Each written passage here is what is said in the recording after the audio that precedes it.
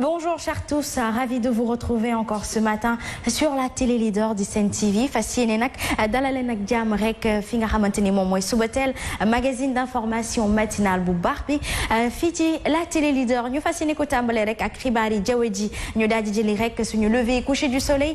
Pour la météo d'aujourd'hui nous remarquerons que naaj bi fenk na ci booru 6h43 sa fajar te it nag dina soo ci ay 19h42 si ngoon si li moo nekkoon suñu lever et coucher du soleil dañuy daal di dem rek jëli li nga xamante ni moom mooy suñu ay prévisions météo en journée dañuy amal 28 degrés fii ci Ndakaaru 30 degrés Thiès benn dëkk di ñaari gaar Diourbel 30 degrés it 31 degrés Fatick ak Kaffrine 37 degrés fi nga xamante ni moom mooy Kaolack bu ñu jógee ci centrum Sénégal nag dañuy daal di dem rek dans la zone sud ñu tàmbale ko ak Ziguinchor nag ñu gis ni moom it 28 degrés lañ fay amal ci bëccëgi tey 31 degrés di kat fii ci Sédhiou ci bëccëgi tey ba tey rek 35 degrés Kolda ñu gis na ni Kaolack Ziguinchor Sédhiou ak Kolda ñoom dañuy xaw méngoo rek temps buy am ci bërëb yooyu asamaan si dina xaw diis dina xaw humide tuuti nawet bi moo koy waral ñu bàyyi ci xel bu baax a baax rek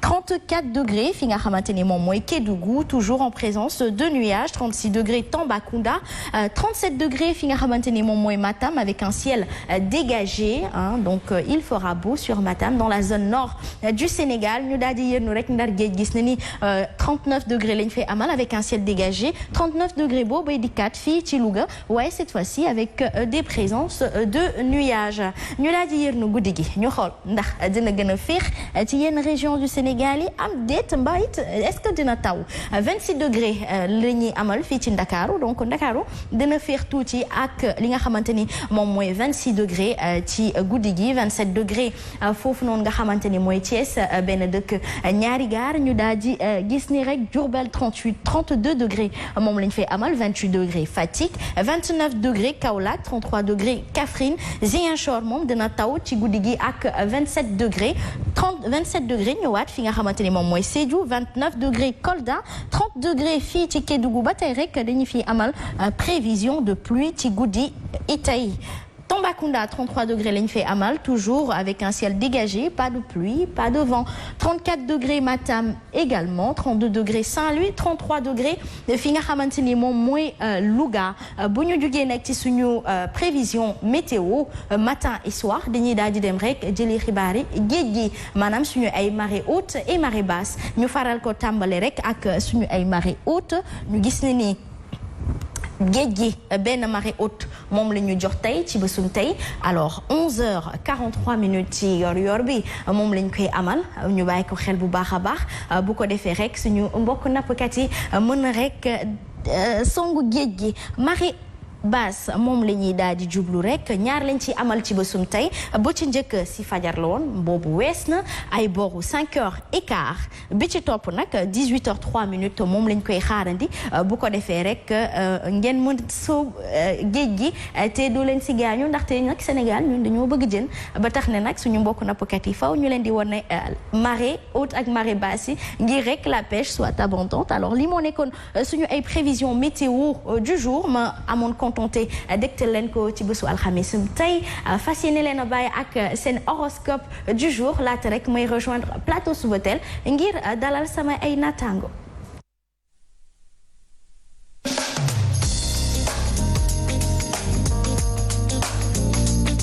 Bonjour et bienvenue. Voici votre horoscope de ce jeudi 25 juin 2020. Bélier, prenez patience car le soleil en cancer s'oppose à vos réalisations. Des projets sont encore en attente. Un déménagement vous tente? La journée est stagnante. Elle n'apporte rien qui vaille. Dans vos amours, ne poussez pas le bouchon trop loin. Votre partenaire vous sent empressé. Laissez-vous porter par le hasard. De douces émotions vous accompagnent. Taureau, votre humeur restera électrique avec la lune au carré de votre signe, surtout si l'on vous provoque ou contredit. Vous ne saurez que penser de l'attitude de votre partenaire qui se montrera tout à tour attentionné et distant. Vous traverserez des hauts et des bas et ferez face à certaines frustrations et quelques doutes. Gémeaux, avec Mars, Sextile Saturne, vous avez le contrôle sur vous-même. Vous êtes déterminé et volontaire. En amour, vous vous efforcez, chers Gémeaux, à agir intelligemment et dans l'intérêt des personnes que vous aimez le plus. Vous n'avez pas envie de blesser ou de décevoir. Vous essayez d'avoir une certaine maîtrise sur les événements et la plupart du temps, c'est réussi. Cancer. Le quelconque lune-Mars vous dotera d'une volonté qui ne transigera pas. Il sera très difficile de vous faire changer d'avis. Vous déjouerez les pronostics. On vous attendra inquiet sous prétexte que vous serez hypersensible. Vous arriverez rayonnant pour concrétiser votre rêve qui ne vous aura jamais quitté. Celui-là fait rimer l'amour avec toujours. Vous serez aussi doté d'une infinie patience pour parvenir à vos fins, mine de rien, tout en douceur, mais avec détermination. Lion, vous êtes exigeant dans tous les domaines. Il y a un risque de tension inattendue avec des proches. Vous n'aimerez pas recevoir des consignes. La fidélité est demandée dans vos amours. Vous attendez beaucoup de votre partenaire. Cette exigence peut générer des accrochages. Il est utile de revoir vos attentes. Vierge, la lune dans votre secteur d'ombre vous incitera à vous poser les bonnes questions pour trouver des réponses claires. En constatant l'inertie et l'ambiance peu folichonne dans votre vie sentimentale, il vous semblera bon d'y remédier car n'aura que trop duré. Balance, sous Vénus en maison 3, vous vous exprimez avec une certaine aisance. On vous écoute, c'est agréable. Qu'il est doux de vous écouter parler d'amour et de sentiments. Vous êtes dans votre élément. L'amour, ça vous connaît. Ami Balance, c'est un sujet que vous adorez aborder. Cette journée apporte des joies amoureuses, des projets, de la passion. Vous ne pouvez pas ignorer la chance que vous avez d'être aimé. Scorpion, sous le quelconque lune Jupiter, vos ambitions personnelles prendront le pas sur toutes les autres considérations. Limpide, vous annoncerez la couleur sans prendre de gants en ce qui concernera votre vie sentimentale. Vous saurez ce que vous voudrez et aussi ce qui ne vous conviendra pas. Vous ne laisserez pas trop le choix à votre partenaire, ce qui ne manquera pas évidemment de soulever quelques polémiques. Sagittaire. La lune en lion et Vénus en gémeaux vous donnent une journée sympathique. Elle est portée sur des échanges. La vie amicale est favorisée. Vous aimez trouver du temps pour vous-même. Ce léger besoin de souffler sème la pagaille dans vos amours. Heureusement, votre sincérité s'exprime. Elle aide à apaiser votre partenaire. Vous lui montrez vos sentiments et vous le rassurez. Capricorne. Vous tendrez à regarder les autres de haut. Non par snobisme, mais pour vous protéger sous le quelconque lune Pluton. Soit vous serez préoccupé par le déroulement de vos activités, mais cela ne sera sans doute pas une raison pour vous comporter. Non. Soit vous serez préoccupé par le déroulement de vos activités, mais cela ne sera sans doute pas une raison pour vous comporter comme un ours. Certes, votre partenaire ne pourra vous reprocher de passer du temps avec vos copains, puisqu'en dehors du boulot, vous ne bougerez pas de chez vous. Verseau, sous le soleil conjoint Mercure, vous pouvez largement assurer un rôle de leader. Vous avez les épaules. En amour, vous avez soif de nouveautés, vous avez besoin d'adrénaline, de fantaisie et de liberté. Vous semblez ne plus avoir de crainte. Si l'avenir reste encore incertain, c'est à vous, cher Verseau, d'écrire les nouvelles pages de votre livre. Poisson, vous n'y verrez pas toujours très clair et vous risquerez de manquer d'objectivité sous le quelconque lune Neptune. Vous aurez du mal à consacrer de votre temps à votre vie sentimentale. Vous n'aurez pas le don d'ubiquité et encore moins celui d'être au four et au moulin. Merci et c'était tout pour votre horoscope de ce jeudi 25 juin 2020.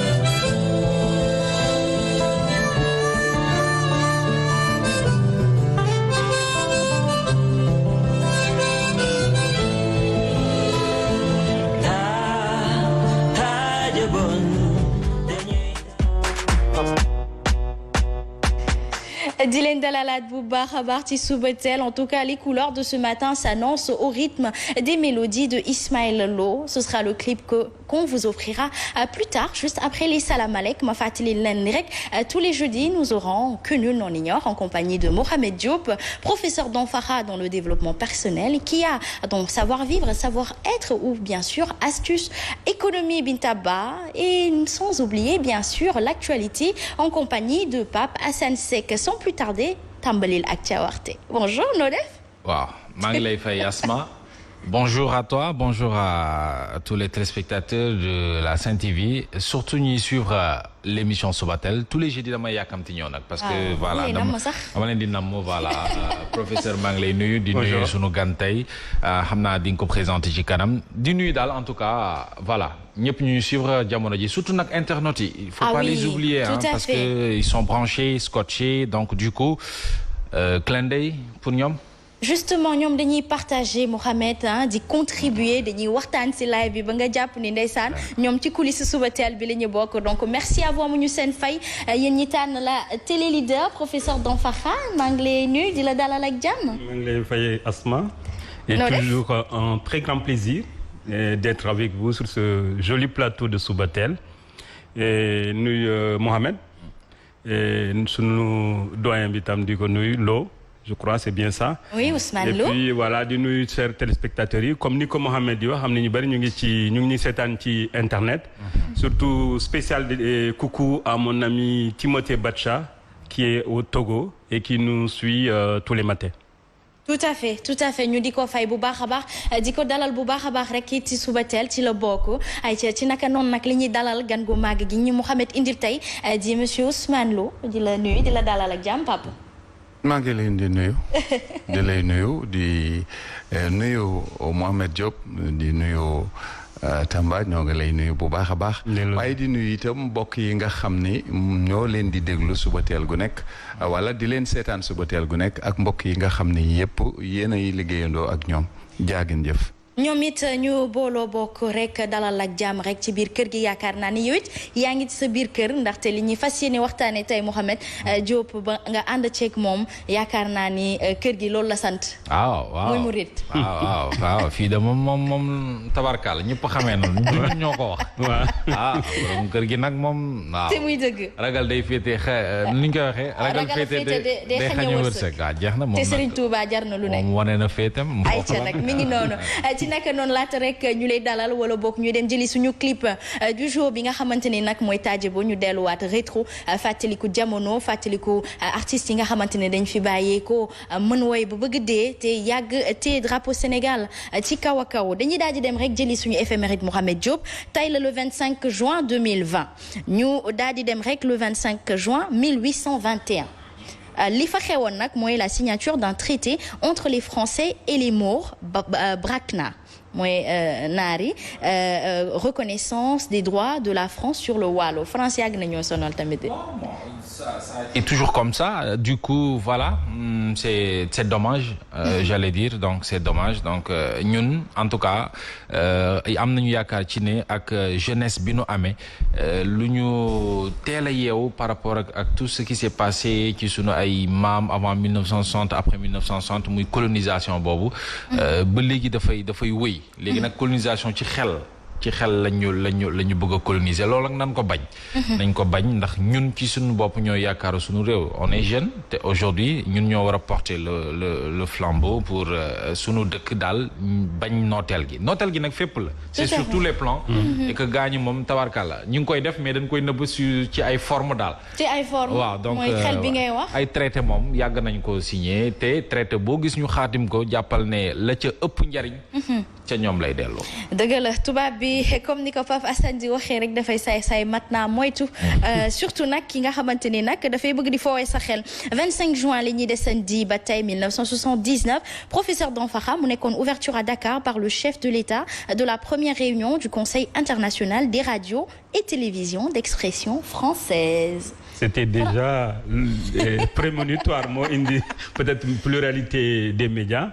Je crois que Sénégal yàgg na jël place u njëkk yi bëri ci waa domaine communication. Absolument. Parce que boo xoolee par exemple Sénégal mu ngi installé réseau Panaftel maanaam fibre optique dans les années 78. Tout à fait. Alors que su période yooyu tubaab yi dañ daan wax ne fibre optique du am benn njëriñ jarul ñu installé ko donc Sénégal moo ko ñu ko installé.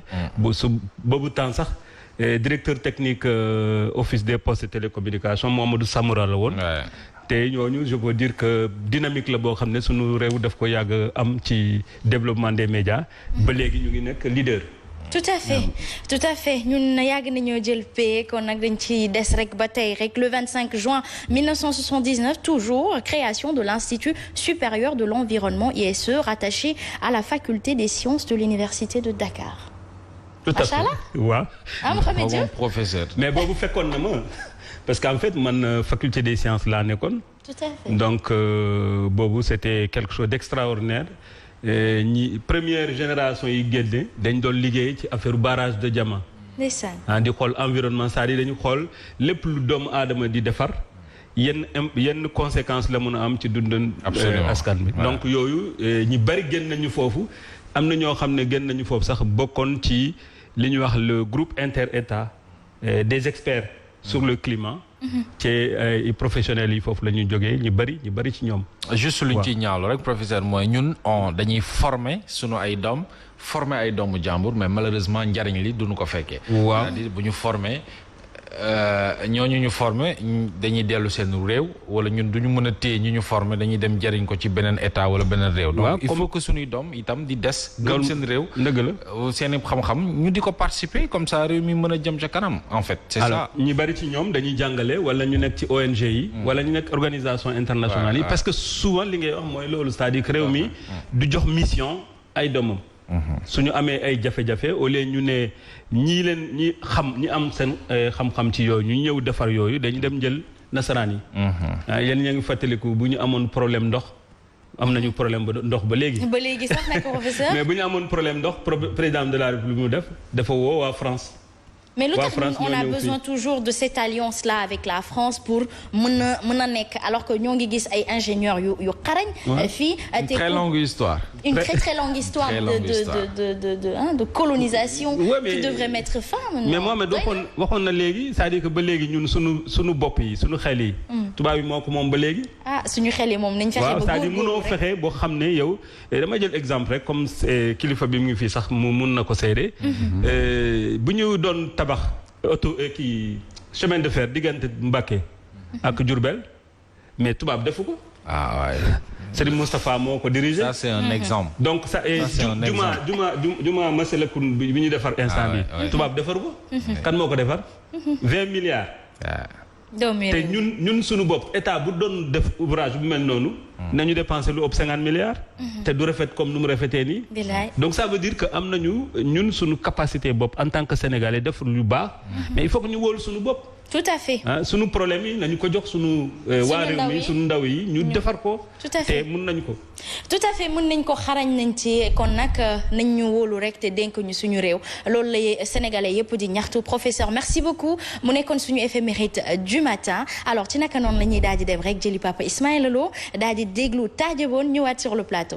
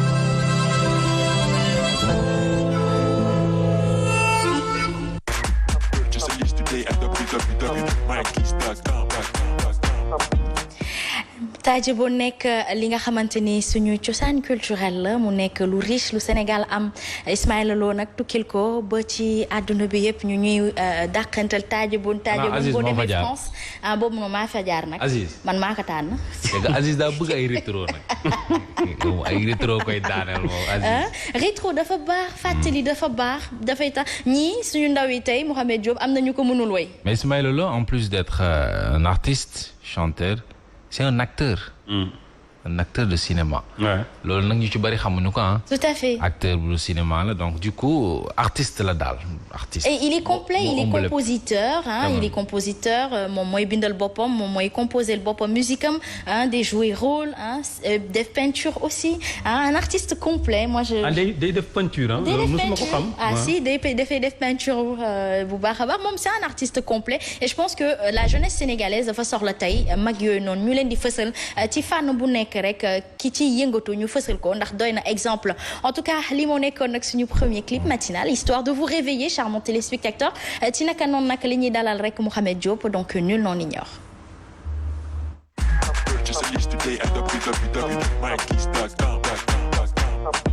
Alors Mouhamed Diop ñu fas yéene waxtaanee le tout premier village mouride.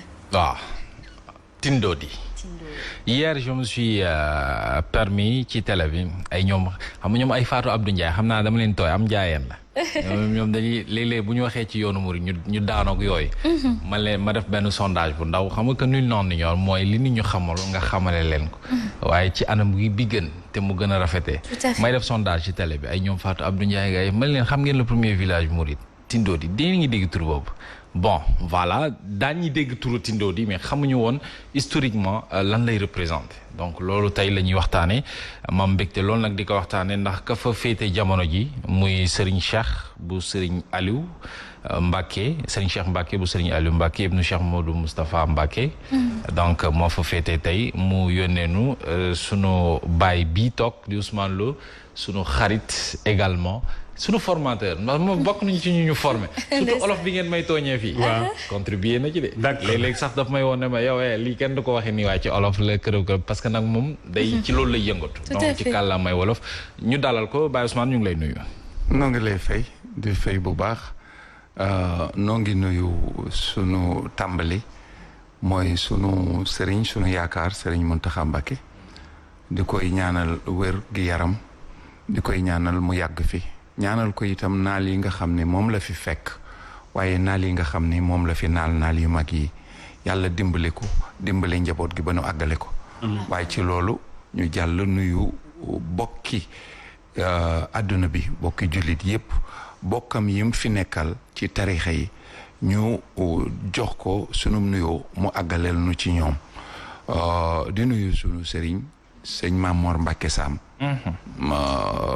di koy nuyu moom sëñ Fallou waaye nag di nuyu sunu jàmbaar ji sëriñ Cheikh Aliou man ak yow nga xam ne mooy sunu royukaay moom duñu ko wax sunu sëriñ mooy sunu royukaay ndax moom la ñuy xool fu mu jaar ñu teg fa sunu tànk ndax fu baax rek lay teg tànkam ndax sëñ Babacar Sy dafa waxoon ni xam fi nga jëm xam fi ngay teg sa tànk ko gën moom xam na fu muy tegu tànkam bu ko defee képp koo xam ne kii xam nga te bëgg nga da ngay topp ci moom noonu la di nuyu nag njaboot gi yëpp di nuyu waale sama njaboot gi ma bàyyi ci kër ga di nuyu waale itam waa kippaang ak wolof nga xam ne wolof rek la xam nga moom noonu maa wax te waxaale wu ma loolu Asma xam nga kippaango lu muy tekki tey ngeen dee ay wolof xam nga kippaango lu muy tekki boo ko xamee léegi ma jox la ñaari junni man nag xaalis sama xarit la nag man damay kippaango maa ngi jàng de bind naa ko sax mais il faut nga wax ma mooy équipe bala maa tekki kippaango damay nuyu borom kippaango wallaay ndeysaan di koy ñaanal yàlla yéege ko ca goyaar yi gën a kaw muy Serigne Fallou Cissé sunu xam ngeen ko Fallou Cissé sëto maam di sunu jàmbaar ji maanaam lu nekk la ci noonu kon défenseur langue wolof waaw waaw foofu la nekkee ci loolu daal mooy nuyoo bi mooy laaj ayca mais kippaango dafay baax ñu am les minutes du wolof bi ñu suggéré woon fii parce que bëri naa ci ay morom mooy groupe dafa dellu ci seen subateel gi subateel équipe groupe suba xam nga ni wolof la waaye suba arab la suba bi ngeen bind fii suba ak arab la du suba ak wolof suba ak wolof mooy bis bi topp ci tey bis bi topp ci tey loolu mooy suba suba ci suba mooy demain suba gii ngeen bind nii arab la mooy bu arab bi le matin jërëjëf alors là man de noté naa ko bu ñu demul suñu rubrique fii la gis nga alors non beneen yoon dañ koy andi mu ci waxtaanee ci wàllu wolof parce que jox na ma idée bi te il faut que léeg-léeg Sénégal ñu xam bu baax a baax baati wolof yi da ci am solo alors ñu dem ci suñu rubrique très rapidement Baye Ousmane tey ñuy waxtaanee Tindodi lan nga mën a wax ci village boobu di Tindodi tey ñu ci bari ci yoonu murit xam nañu ko ndax am na taarix waa xam nga dañuy tàmbalee ci Serigne Touba ndax xam na ni Daaru Salaam la njëkk sanc waaye ba mu ko sancee booba Touba dikkul nekk fa ba mu yàgg muy wër Touba ba gis ko ba muy wër Touba ba gis ko la mu def duñ ca dellu ndax dañuy gàttal jox ko maam Cheikh Anta boole kook ay dongo lépp rafaatal ko dellu Touba Touba la doon wër Touba la xam Touba la bëgg ba bëggaale na nun ñii sax Touba la bëgg waaye ba mu sañcee Touba nekk fa ab diir 1900 mu dem ci géej gi dellu si dem gànnaar dellu si dem lépp 1914 la sanc Tindodi sanc gi mooy moom moo ko sanc waaye dafa joxe ndigal ñu sanc ko sëñ Modou Moustapha taawam ba xam nga sëñ Modou Moustapha yow yaa ngi doon wax léegi ca liggéey bi nga xam ne moom la murit yi liggéeyoon ci raay bi ak yooyu gis nga ko moom mooy jàmbaar jooju defoon loolu waaye ba mu koy sanc du tindoo di rekk la sanc loo woon ndax ndindik sëñ Fallou xam nañ ko waaye Daarul Karim itam xam nañ ko ci itam ak sëñ Massamba am na yeneen yum joxendoo waaye tindoo di li particularité am mooy ab taawam moo fa dëkkoon moom la joxoon mu sanc ko muy sëñ Modou Moustapha te lépp loo xam ne lii moom la murit gi daan jëfandikoo foofee la nekkoon ndax dongo li ñuy wax dongo ak taalibe dongo yëpp ak taalibe yëpp fa la ñu nekkoon taalibe yi mooy ñi jébbale woon joxe seen bopp di liggéey di indi dongo yi mooy ñi nga xam ne dañ doon jàng te duñ leen yar di leen tarbiya loolu mooy différence su dongo ak taalibe loolu lu bari ñu ko xamul waaw léegi foofa fa la yëpp amee woon ndax Serigne Modou Moustapha xam ngeen ni mooy jàmbaar ji ci jamonoy Serigne Touba la wane ak njàmbaar ginnaaw gi gis ngeen li mu fi def naal jumaa jeeg yóbbu raay bi ak li ko jiitu moo yóbbu Serigne Touba ak loolu yëpp waaye bi mu fii ne ndax njabootug Serigne Touba gi yëpp moo leen yar waaw am na ci ñu ci bokkul ndax sëñ Fallou xam nga moom bokku ci waaye ñëpp tindoo di lañu yaroo loolu tamit mooy beneen particularité bu tindoo moo leen yar ci tindoo di moo leen yaroon te Serigne Modou Moustapha doomi Serigne Touba yi mu yar aggoon nañu ci kenn ku ci nekk ba nga màggee ngay door a xamee nekk sëñ Modou Moustapha doomi Serigne Touba la. ok parce que wanewul woon loolu. wanewu ko kilifa man doomu xëccewu ko deful dara. te da leen a jàppoon. daf leen a jàppe woon doomi Serigne Touba. kon daf doon liggéeyal Serigne Touba ci ñoom ci rakkam yooyu. dëgg la macha allah ba ñu yaakaar ne taalibib Serigne Touba la. ndax bu gisaan rakkam bu ñëwee day mel ni. ab sëriñam la nekkaloon. ndeysaan. boole ko ak tool yi nekk foofu. am na ñuy wax ni fukk. bi sëñ Touba nekkee njaareem bi mu fay nekk sëñ Touba nga nekk njaareem. ndax xam nga sëñ Touba mosutul dëkk Touba njaareem la nekkoon waaye bu ñu daan indi mbir maanaam lu fa mosaan ñor ñoo yoroon donga yi nekkoon njaareem di dundal waa njaareem ak loolu. moo nekk nag premier village. Murit muy dëkk bu am solo. dëkk bu am solo boo xam ne bi ci loolu laay ñëw am solo dëkk boobee duñu xam nañu ne boo toppee taarix du gudd day gudd du xaj ci kii bi mais ka fa nekk jamono ji ndax ñun ba nu xàmmee ko moom la ñu xam ne moo fa féetee muy ki nga tuddoon sànq muy Serigne Cheikh Aliou Mbacké moom histoire lan moo ko lié ak Tindodi googu ak kaña la fa ñëw ak lan la fa def.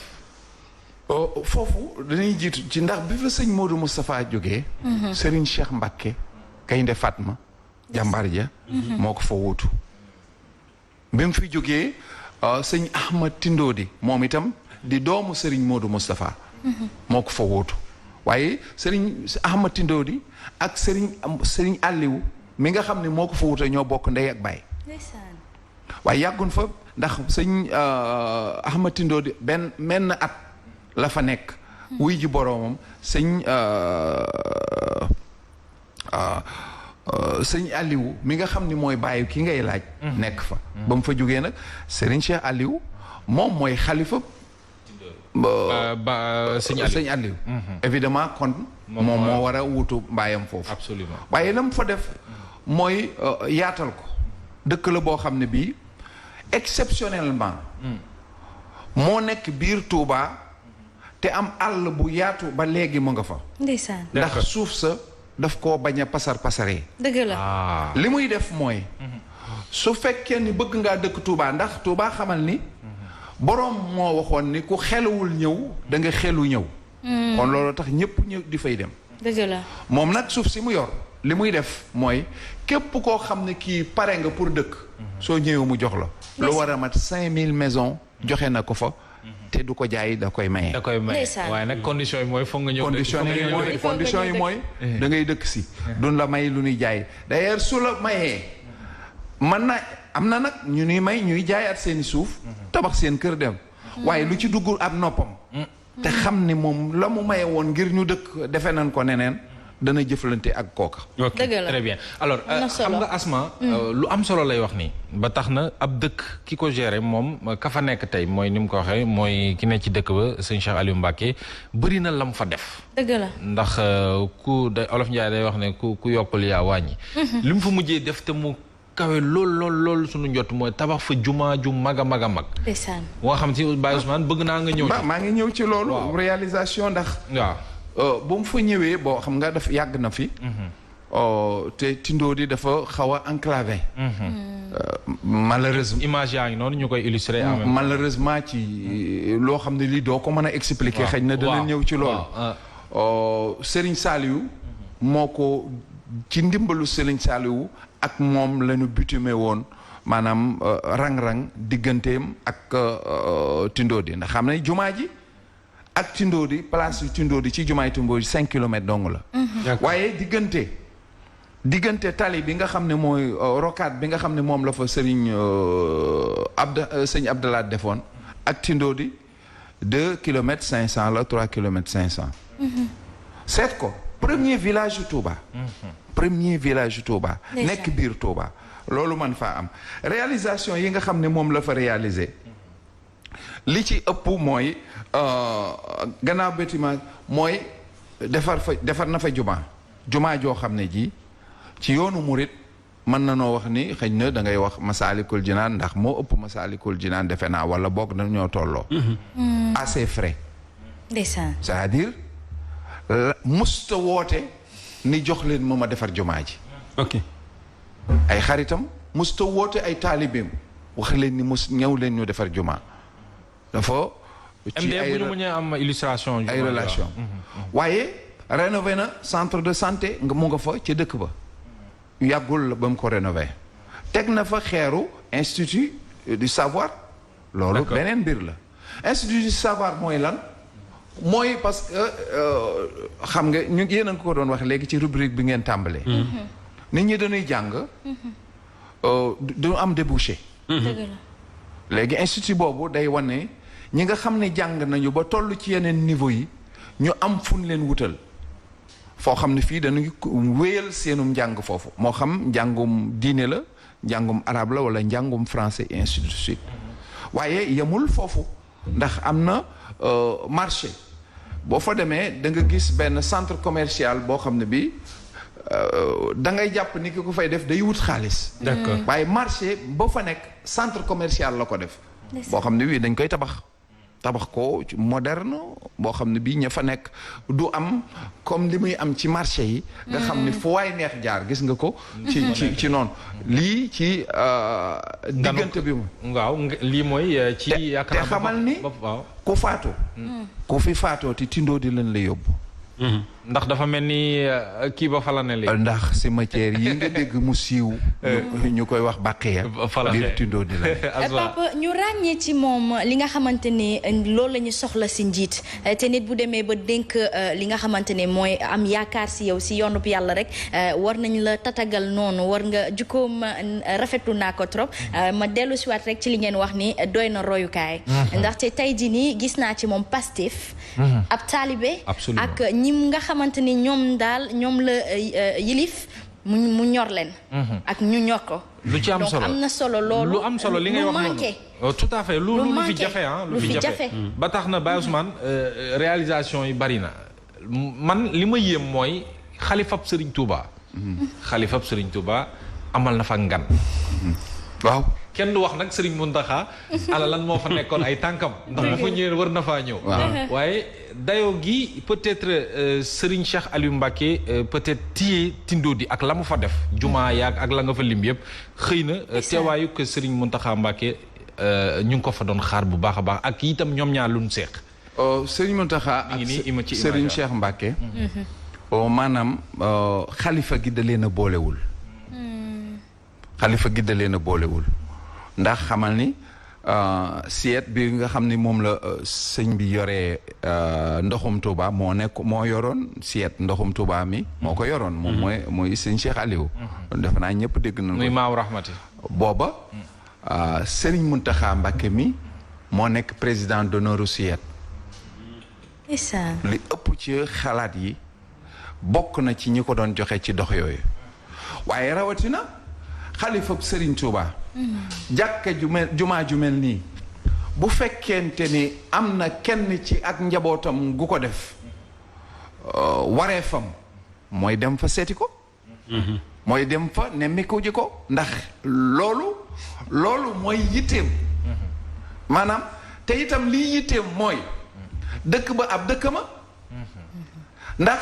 nemmiku ak njabootam lu war la rax ca dolli nag ki nga xam ni moo nekk kilifaam far lenn rek la ñuy regretter mooy diggante Touba ak Tindodi ba léegi amulub tali mooy yoonu Tindodi sëñ bi ba mu fay jaar sëñ Muntaxa ba mu fay jaar metti woon na de xam naa maanaam amul kenn ci nun jumaa jaay noonu ku jooyul ndeysaan amul kenn ci nun koo xam ne kii jooyul te xamunu ba léegi xamunu lu waral tali amu fa muy yoonu booy dugg Tindodi ba biir Touba d'accord dëkkub Serigne Touba boo xam ne mooy premier village Touba nekk biir Touba am chef de village am 18 quartiers yu fa ne au moins 15,000 personnes dëkk fa fukki junni nit ak juróom yu fa dëkk am itam kilifa diine gu fa nekk nga xam ne xalifa baayam la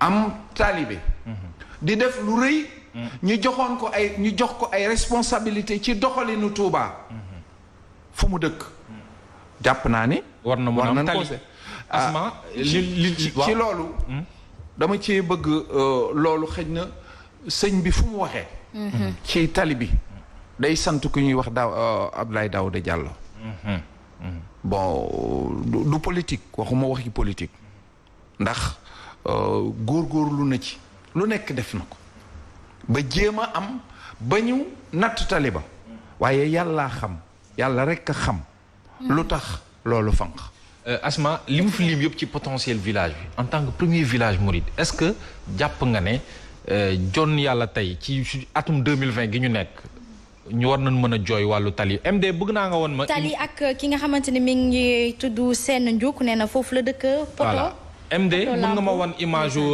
yoon bi nga xamante ni pratiquement c'est impraticable ci booy jëm ci yoon woowu Tindodi ak li fi am yëpp ni potentiel askan wi gis ne tey jii nii Asma war nañu mën a am lu jëm ci wàllu tali ndax lu ci am gis nga lii kii oto sëñ bi la buy ñibbi nawet fii nii lay jaar est-ce que tey jii nii Sénégal ak fu ñu toll ñuy wax premier village mouride lii tey war nañ ko mën a gis ci ak dëkk bu nga xamante ni tey wax dëgg yàlla wax nañ ne am na ay potentiel yu bari lii mooy Sénégal nag malheureusement c'est ça donc du coup kilifa yi koy seetaan war nañ ci jóg nag parce que lii ça ne coûte rien tout à fait waaw ça ne coûte rien ñu defar tali bi voilà affaire bi gën a mën a yaatu nit ñi gën a mën a am nekkin wu baax parce que tamit ñi ñu fal loolu lañ leen falee ci mim réew tout à fait moo tax sànq nag ma daal di wax ne ki fay jiite doy na royuwaay kon nag kooku ndimbal fekk na ci loxoy boromam donc nguur gi ne ñu def li nga xamante ni moom moo leen war de grâce quoi tout le monde se plaint secteur bu nekk yaakaar naa ni nag diine moom la mag yu baaxee liggéeyee te bàyyee ñu ko fi ba tax jàmm yàgg di sax Sénégal Mouhamed Diop ba tax ne ñoom war nañu gëstu mag yooyu bu baax a baax bu ñu jaaxlee dañu leen di seeti de waaye bu ñu paree ci njàqare bi rek ñu fàtte tali yeeg yaa leen xam nag surtout que Mohamed fu mel ni Tindodi gouvernement war na ci mën a def dara parce que boo ci defee tali yow yaay gagné tout à fait parce que nit yu bari mën nañu fa dem di ziar te yooyu yëpp day yokk koom-koom bi ci réew mi. xam nga et puis surtout di gën a faydal sunu histoire. sunu cosaan. donc loolu affaire yu mel nii doo mën a joxañ sax gouvernement. waaw ndax doo xam. doo xam wax dëgg yàlla doo xam ndax wax nga wax naa léegi nii Abdoulaye Daouda Diallo am na lu mu ci def. day am ay blocage yoo xam ni doo xam fu mu jógee waaye lu mu ci mën di doon. dëkk bii dafa ñaaw sax ci deru deru Sénégal. foo xam ne fii premier xalifu Serigne Touba moo fa nekkoon. di liggéey yar njabootuk Serigne Touba gi. di bay àll boobu. di ko yóbbul Serigne Touba ngir ñu koy jëfandikoo ci njaareem booba ak léegi. boo wëree Touba da nga gis ni kër yi sax am na ñoo xam ne seeni kër sax tali wër na leen. waaw d'accord waaw. seeni kër seeni tool tali dem na fa. neexul ci gisin moom. neexul ci gisin. yaa ngi dégg yéen da ngeen koy gis. da ngeen gis ay tali yuy dem ba ci ay tool. waaw dëkkub Serigne Touba ci biir Touba. bu fekkoon ne dafa sori. nu mën a wax nga xam ne ay 15-20 kilomètres la. biir Touba. li tamale jumaa ja ba ca jumaa ji. 5 kilomètres 5 kilomètres bariwul de. dëgg yàlla. doo mën a joxoñ kenn. ndax koo joxoñ day mel ni da ngay xuloo. dëgg la. yàlla rek lañ koy diis. yàlla lañ koy diis rek. waaye nag ba ci yoon wi nag am na ci ay porteur de voix. ngala nañ ci taxaw. ngala nanu ci taxaw parce que am na ñoo xam te ni lii waru woon mën a yegg si fii sax te saafaruñu ko donc il faut que itam kilifa yi ñi nga xamante ni suñu ay kilifa la ñu nag ñu ngi Tuubaa bari nañu. ñu yaakaar la ñun ñëpp waaye nag lii nag ki ko gis ñoom ci seen bopp taxawaay bi ci ñoom la war a njëkkee. ñu war a mën a nag wax dëgg yàlla defar lu mel nii. ndax soxla na ko parce que dafa neex ci xol ñu ne le premier village mouride. Asma. Tout à fait. donc dafa war a nice daal dafa war a tabarkal. waaw murite dafa war a murite. xam naa da nga yàkkamte mais yokk ci rek. ci leader bu toll ni Serigne Cheikh Aliou. yow. maa ngi yow. mooy sa moo ma formé. maa ngi yow bokk nañ oxy organisation Khadimal Moustapha pour la solidarité islamique. am na organisation. li muy def nii yëpp. teewul am na organisation boo xam ne bi organisation internationale la boo xam ne bii day dimbale aw nit. même ci Covid bii. Covid bii xëy na amuloo kii. Touba. Daaru Nayim ba Louga day teg ay ceeb ay raxasukaay distribuer ko ni ñëpp di def. ndeysaan. di def xam yaa ngi koy gis di muy def ay consultation gratuite yoo xam ne yu bari la ci réew mi. lii nga xam ne moom la sëñ Abdul Karim defoon. lu moom yàgg na ko def te lii amul. di joxe néew ji doole ji ay puus-puus. ak ay yeneen ak yeneen kooku fu mu ne ak loo mën di xew war na noo fonk foofu. dëgg la am na solo. jàmbaar la daal ñu ngi koy rendre hommage bu baax a baax. ndax dafa am gis-gis bu sore vision. muy visionnaire la ku ko xam-xam ne liggéeyam bëriwul lu muy wax bëriwul lu muy. ak nitu média. parce que am na réseau de rajo. man ca administrateur la fa. réseau de rajo. am na rajo fii bu tudd Ceneer Dakar. am rajo ci Touba bu tudd Jant bi. am rajo ca Louga bu tudd Leer gi FM. donc kon nga xam ni c'est un visionnaire la. ndax loolu li tax mu def ko. moom nitu daara la intellectuel la. ndax liggéey na ci état bi li def.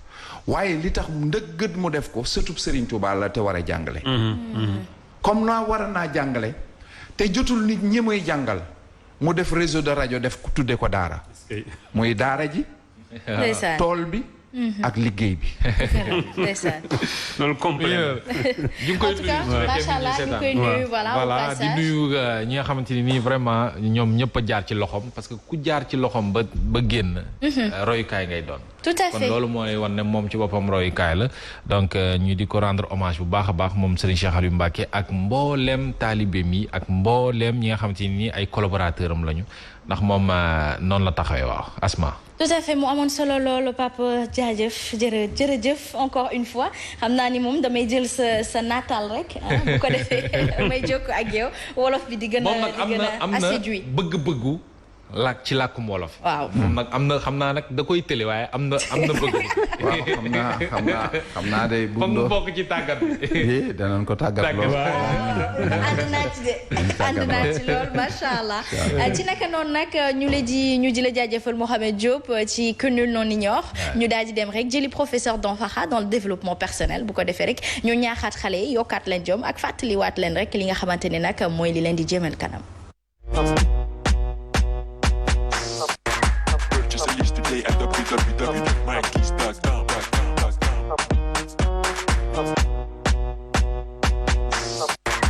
alors professeur Danfakha tey nag dañuy fas yéene waxtaanee ci développement personnel yi nga xamante ne moom mooy naka la ñuy raxasewaat sa deru nit ba mu rafet ndaxte bëri na fi ay cas ak exemple. waaw photo fuite de photo nit ki àddunaam yàqu ci loolu naka la ñooñu ak ñi ni mel di def pour raxasaat rek seen réputation. waaw nag comment soigner sa réputation mooy thème bi. xam nga nit buy jëf li ci gën a bari ci li koy gàllankoor ci lu muy jëf nekk na lu nit yi war a xalaat wala war a wax ci lu mu def ak ci lu mu melokaanam. donc baax na lool parce que doomu aadama lépp lu muy def. yeneen doomu aadama yi ñu bokk nañ ci soit parce que li ngay def da nga teg sa yaakaar ci nit yi wala nit yi teg seen yaakaar ci yow ba tax ne lépp looy def rek il faut nga sóoraale doomu aadama yi mais suñu xamul doomu aadama yooyu seeni wax ci ñun bu ñuy wax ci ñun su fekkee seen wax boobu day gàllankoor suñu jëf day nekk problème. donc naka la ñu mun a def pour mun a éviter que wax nit yi empêcher ñu mu teree ñu def li ñu war a def premièrement li ma bëgg a wax ba pare mooy kan mooy wax ci doomu aadama maanaam kan mooy wax ci yow benn bi mooy say noon ñooy wax ci yow loo mënti def loo def rek comme yow yaa ko def rek baaxul am na ñoo xam ne saa yoo defee parce que say soppee lañu loo def rek baax na ñi ci bari ñaari groupe yooyu nag bariwuñu mais ñi ci bari ñu ngi diggante ñaar yooyu donc léegi il faut que ñu comprendre ne lu tax nit ci boppam parce que su fekkee dañuy wax lu baax ci yow donc loolu amul problème mais li gën a am problème mooy li ñuy wax lu ñaaw ci doomu aadama alors lu tax ñi bari dañuy am wax yu ñaaw di ko teg ci kaw doomu aadama benn bi mooy soo tas yaakaar doomu aadama yi il faut que ñu wax lu bon ci yow soo defee lu bon il faut que ñu wax lu bon ci yow soo amul njariñ nit doomu aadama yi il faut que ñu wax ci yow am na ñoo xam ne sax wax ci yow foo lañu ko defee damay jël benn exemple rek maanaam nekkul dëgg ci ñoom damay wax benn exemple bi ñu nekkoon étudiant benn jour dañ doon xeex ak policiers yi ci kanam université may dégg samay morom parce que temps boobu ñu ñoo doon jiite ñuy wax ne nañ dem jël recteur rey ko bu ñuy waxee loolu ay groupe ñu ne dañ dem jël recteur di ko rey recteur Souleymane Niane yàlla ko yàlla xaaree arjana allahumma amiin ñuy wax loolu rek ma jékki-jékki rek gis recteur Souleymane Niane di ñëw ci ñun dama tiit ma foog ne bu ñëwee dañ koy def lu ñaaw mais bu ñu ñëwee rek ñi nga xam ne ñoom ñoo doon wax ne nañ dem jëli ko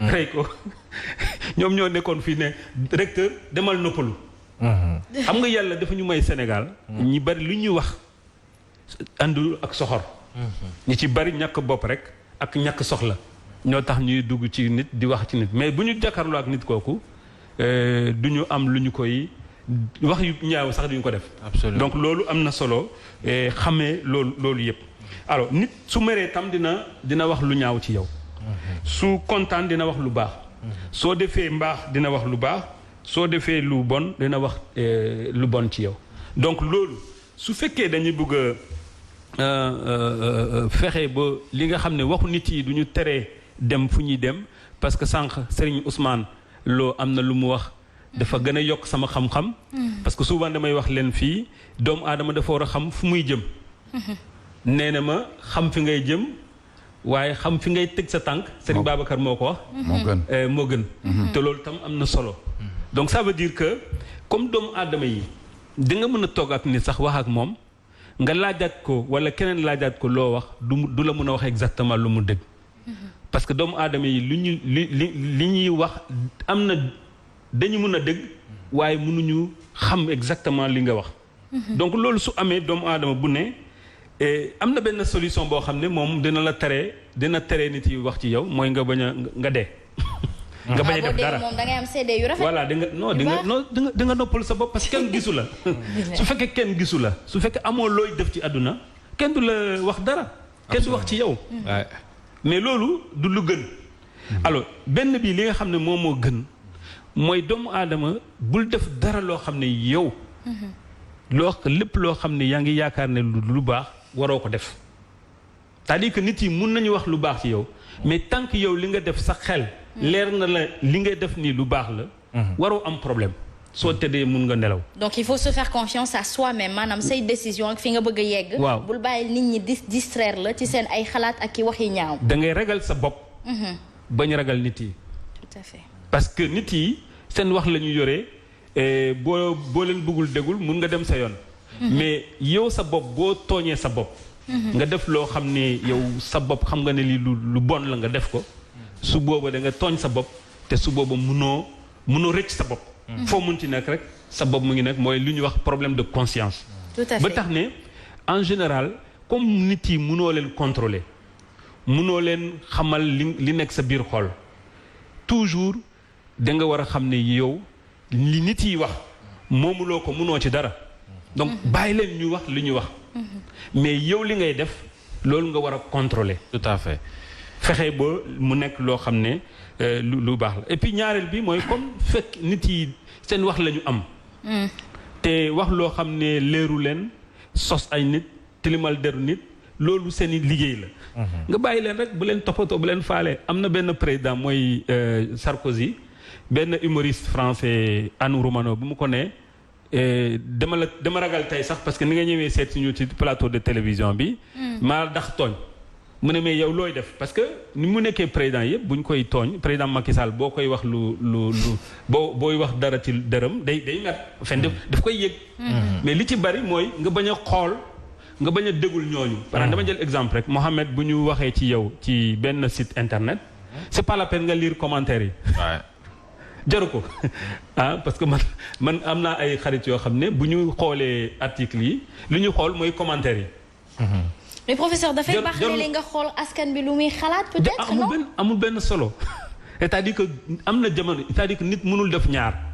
jëf nga mën a def wala nga commentaire su fekkee jëf ngay def fexeel sa jëf jooju mu rafet parce que luñ la wax lu ñaaw lépp soo amee ndam ñu fàtte loolu yëpp waaye boo amul ndam toujours sa der day ñuul dafay am solo développement personnel voilà ak diine di ànd ndaxte fii ci fànn bi li ni mel la ñuy def ñu laaj rek suñu papa xalaatam ci loolu waaw man nag xam nga foofu li ma fii xalaat mooy li mu wax lépp la ànd ndax doomu aadama day fexe peeg boppam mooy contrôler boppam xam boppam warut a dund ci dunduk nit ñi dafay dunduk boppam loolu nag ab yar lay doon ni muy nekkee ab yar mooy du jàng rekk a doy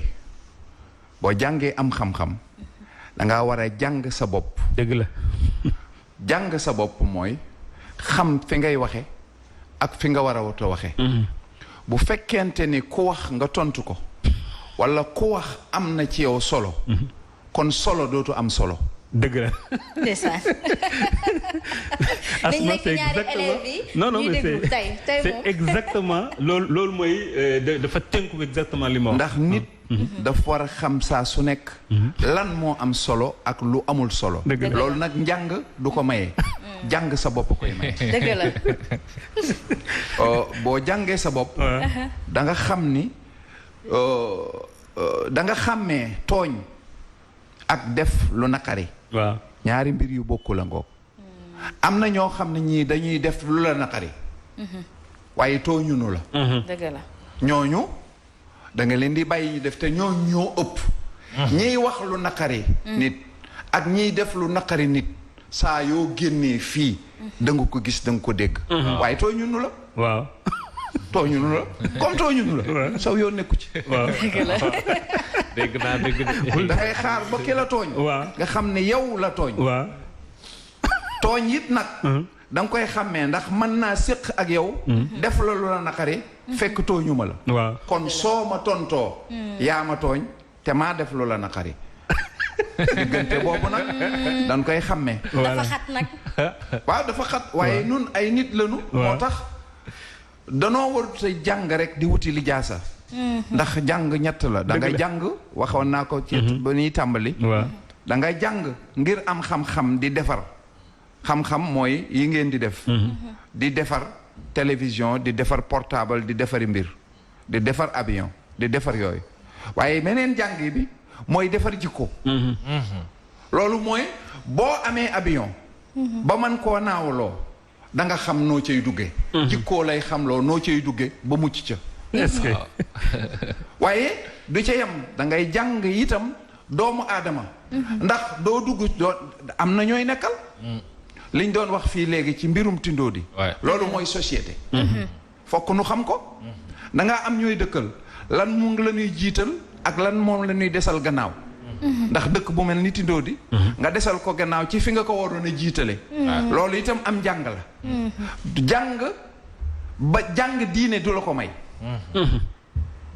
yor jikko du la ko may xam naka ngay def ak dëkkandoo yee lay may loola dëgg la mu am solo lool macha allah non te une belle complémentarité non damay jël numéro Serigne Ousmane parce que justement non parce que xam nga ñun dañuy jël souvent dañuy gëstu ci nasaraan te man sama liggéey yu bari ñi nga xam ne dégguñu nasaraan la damay dem ci ay villages yi di def ay séminaire de développement personnel mais dinaa la jege parce que gën na firi ci sama kanam sama xel donc loolu am na solo te fi ma bëgg a jeexalee Asma mooy ne pour nga mën a supporter maanaam waxu nit yi da nga war a xam ne rek loolu mooy njëg jëf loolu mooy njëg ndam bépp nit buy def buy jiitu surtout njiit dafa war a nangu ñu wax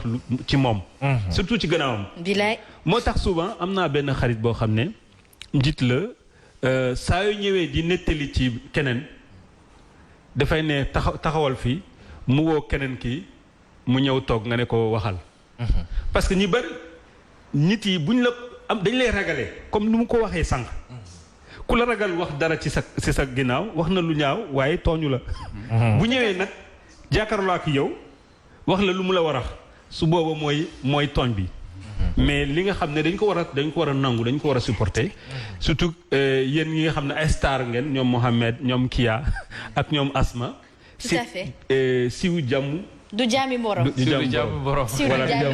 donc loolu c'est le prix à payer mooy li nga xam ne da nga ko war a nangu parce que loolu ci àdduna la nag fii la ñu ko fekkee fii la ñu koy bàyyi mais warul tere kenn nga def li nga war a def mais nag comme ni ma koy wax toujours ñu fexe ba lu ñuy def mu doon lu baax donc vraiment Asma loolu laa bëggoon wax. am na solo ci thématique réputation bi. tout à fait am na solo loolu ba tax ne nag xam naa rek yaa léegi mu gane si ñu moom it daal di ñu dabu si. ñu dalal ko ak jàmm waaye professeur loolu mu amaat solo bu baax a baax. téléspectateurs yi chaque jeudi ak mardi ñoom dañuy amaat beneen jàngat rawatina tey ñu boole bés boobu ak ki nga xamante ni moom mooy suñu gan gu màgg gi. man dafay baax ñuy boole jamono ak diine. mooy li muy wax ni nit da ngay xam sa bopp. te yaakaar naa ni loolu faw nga jàngat sa bopp faw nga am ku la tatagal ci sa bopp ci l'islam wala bokk nag ci diine ngir nga mën a jege sa borom waaye tamit ngir mën a jëflante nag ak àddina bi dañ lay soxla yow it professeur waaw absolument te damay def benn révélation man samay référence yu bari maa ngi koy jël ci Serigne Touba. ci Baye Niass. ci El Hadj Malick Sy ci Pa Abdoul Aziz Sy Daba. ak Serigne Cheikh ak sunu kilifa diine yi. nga xam ne c'est pas seulement ay nitu diine. boo ko defee doo juum ay nitu xam-xam lañu. tout à fait. lépp loo jël seen mbind yi seen wax yi boo ko jëlee nga déglu bu baax. moom ma gënal ay jël ay référence ci ay Einstein. non c'est-à-dire que non Einstein nag kilifa bu baax la si man mais. waaw mais soo xoolee. exemple laaj voilà sunu kilifa yi lu ñu wax yëpp. vraiment amul lu ñu yee neneen wala ñu dem feneen. lu ñuy jéggaane. waaw ci gàttal. waaw am nañu ko fi. am nañu ko fi am nañu ko fi am nañu ko fi. bari nañ ay misaal yu amuñu ñu droit doy jéggaane. waaw référence kii yaa noo def. bien merci Asma yaa ngi mel ne panthère. gis nga loolu yaa fi démb nag kii yaa gis nga nu mu fi wàccee plateau bi nee na dafay indi solution en cas de panique face aux animaux. oui tout à fait. mu ngi noonu daf ciy baax ñu koy sóoraale. moo tax li nga def. moo tax nga indi panthère bi tey. moo tax ma indi panthère bi tey pour song ko rek. moo tax li mu def baax na dina nuy professeur Mouhamed ak sëñ bi toog di nuy téléspectateurs yi nga xamante ne saa su nekk dañuy teg seen ndekki di seetaan émission bu neex bi muy Subatel. macha allah amati na solo ci naka noonu nag professeur ma di la jaajëfal bu baax a baax amoon na solo lool. jërëjëf te kontaan li ma dajee ak Serigne Ousmane Lo. macha allah je crois que daf may yokk. voilà moom kay ñun ñëpp lay yokk moo tax it naataalam dinañ ko fi bàyyil bu ko defee rek man sama njàngum wolof bi gën a leer gën a gaaw gën a bar macha allah ayca ci naka noonu la ñuy daal di dem rek jëli suñu page publicitaire et on retrouve le plateau. di jaajëfal bu baax a baax suñu partenaires yi amuñu seen fay bu du noonu te yéen tamit lambay ñaaw da leen di jàpp ci mbagum liir bi ndax fecc mi di yàgg di neex ci naka noonu la ñuy dalal ki nga xamante ne nag moom moo yor it wàllum kom bi fii waa wolof bi roxew faw mu bar ndaxte professeur wolof moo fi jógee Binta Ba noo def. maa ngi fi Asma ci loo ne. yaa ngi am jàmm. maa ngi sant yàlla bu baax a baax. alhamdulilah maa ngi lay nuyu di la ziar nee nga def ci deru seeg. waaye gis nga loolu démb sujet bi ma yóbbaale. Asma yow moom sa fippu dina war a neex. sama fippu de. waaw ni nga ko defee nii nag ma gaay moytu. moom de professeur nee na parfois mën naa soppaleku nekk gaynde sama kanam mbaxu mu xool ni may réagir. boobaa garaaw ñu ànd ak sang froid rek am na ñoo xam te ne dañuy tiit fekk dereñ bi yàgg. di lay te attaqué góor ëpp na en tout cas professeur booy soppaleku gaynde bàyyil ba man ne du ma nekk ci plateau bi comme ça nga doo ko def maa ngi lay nuyu bu baax yow itam. bonjour Kia bonbon maa ngi lay nuyu bu baax yow itam di la ziar bu baax a baax naka noonu Asma ñu ngi nuyu mbokk téléspectateurs yi ñuy seetaan. ñoom it ñu di la fay rendez-vous bi c'est donné comme ni ma leen ko waxee woon ci kanam rek sànq ne Binta Ba dafay ñëw ak ñun rek ci comme laata rek ñuy dalal Kia ci ay astuces yu baax yi muy indi tous les jours dañuy daal di dem rek jëli Binta Ba ci comme ndaxte comme moom mooy liy suqali réew kon nag dafay baax ñuy xam fu mu toll ci naka noonu nag ay on fait place à notre rubrique économie.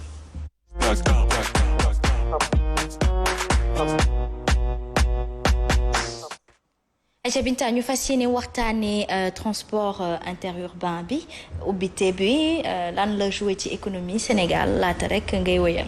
waa kay Asma gis nañ ko transport interurbain plutôt toog nañ diir boo xamante ne oto yi demuñu ci région bi loolu nag indi woon ay gàllankoor yu baree bari ci suñu mbokk transporteurs yi nga xamante ne dañoo génn xamle ko état ba nga xamante ne ay mesures d'assouplissement amoon na ci ñu permettre leen ñuy dem ak dikk donc nag yoon la ñu dem xool ndax dem ak dikk boobu fi mu ne nii mi ngi jaar yoon wala jaarul yoon tey nag Asma dañoo jël horaire bi voyager dem ba Saint-Louis du Sénégal pour xool seen wàllum transport naka la fa tëddee bu élément bi yembee dañ ciy ànd Aziz ak MD léegi dem seetaan ko dellusiwaat.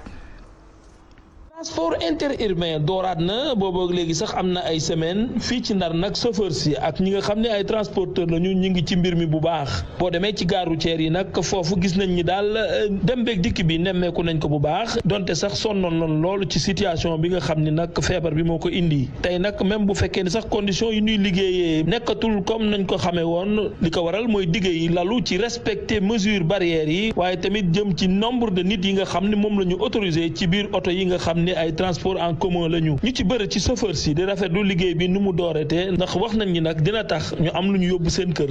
affaire moom ubbi nañ ko mais nag melul na comme na meloon quand même ndax que ñun moom mën ñu ci gis suñu bopp parce que 1000 francs lañ daan yàpp léegi nii ñetti nit rek la ñu yàpp te ku ne 300 lay fay à part ça xanaa bu ñuy daw ci dëkk bi mais bu ñu dawul ci dëkk bi moom moom affaire bi moom gis ñu suñu bopp na meloon daal la mel est-ce que sax na meloon xawul tane na daan nañ yëpp ñaar dana métti nag mais ci la ñu gënoon gis suñu bopp ak ñaar te. tandar non yebul normal ñett ginnaaw lañ yëpp te yeneen oto yëpp ñoo yëpp 4 te ñun moom ñett rek lañ yëpp métti na trop mais nag non nu mu daan doxee doxeetu ko nag ginnaaw yi mooy loolu ginnaaw yi bëri bii suñu yëg yokku leen paas non yokku nu paas yi gaa na 250 doon gaa yi léegi ma nga 300 lañ yëbe kon yokku nu paas yi liggéey bi daal buñ ko changé ak léegi dafa mel ne daal nu mu nekkoon rek la nekk ba léegi waaw ndax taxi yi 3 personnes la ñuy yeb boobu ak léegi ubbi nañ ko mais nag ba léegi na meloon rek la mel amul benn changement na meloon rek la mel dafa sax gën a métti na nit ñi koo ci waxal ñaari baat muy wàññi nañ oto yi da ngeen war a yàpp def paas yi dafa mu nekkoon te xam nga rek àdduna moom dafa métti ci beneen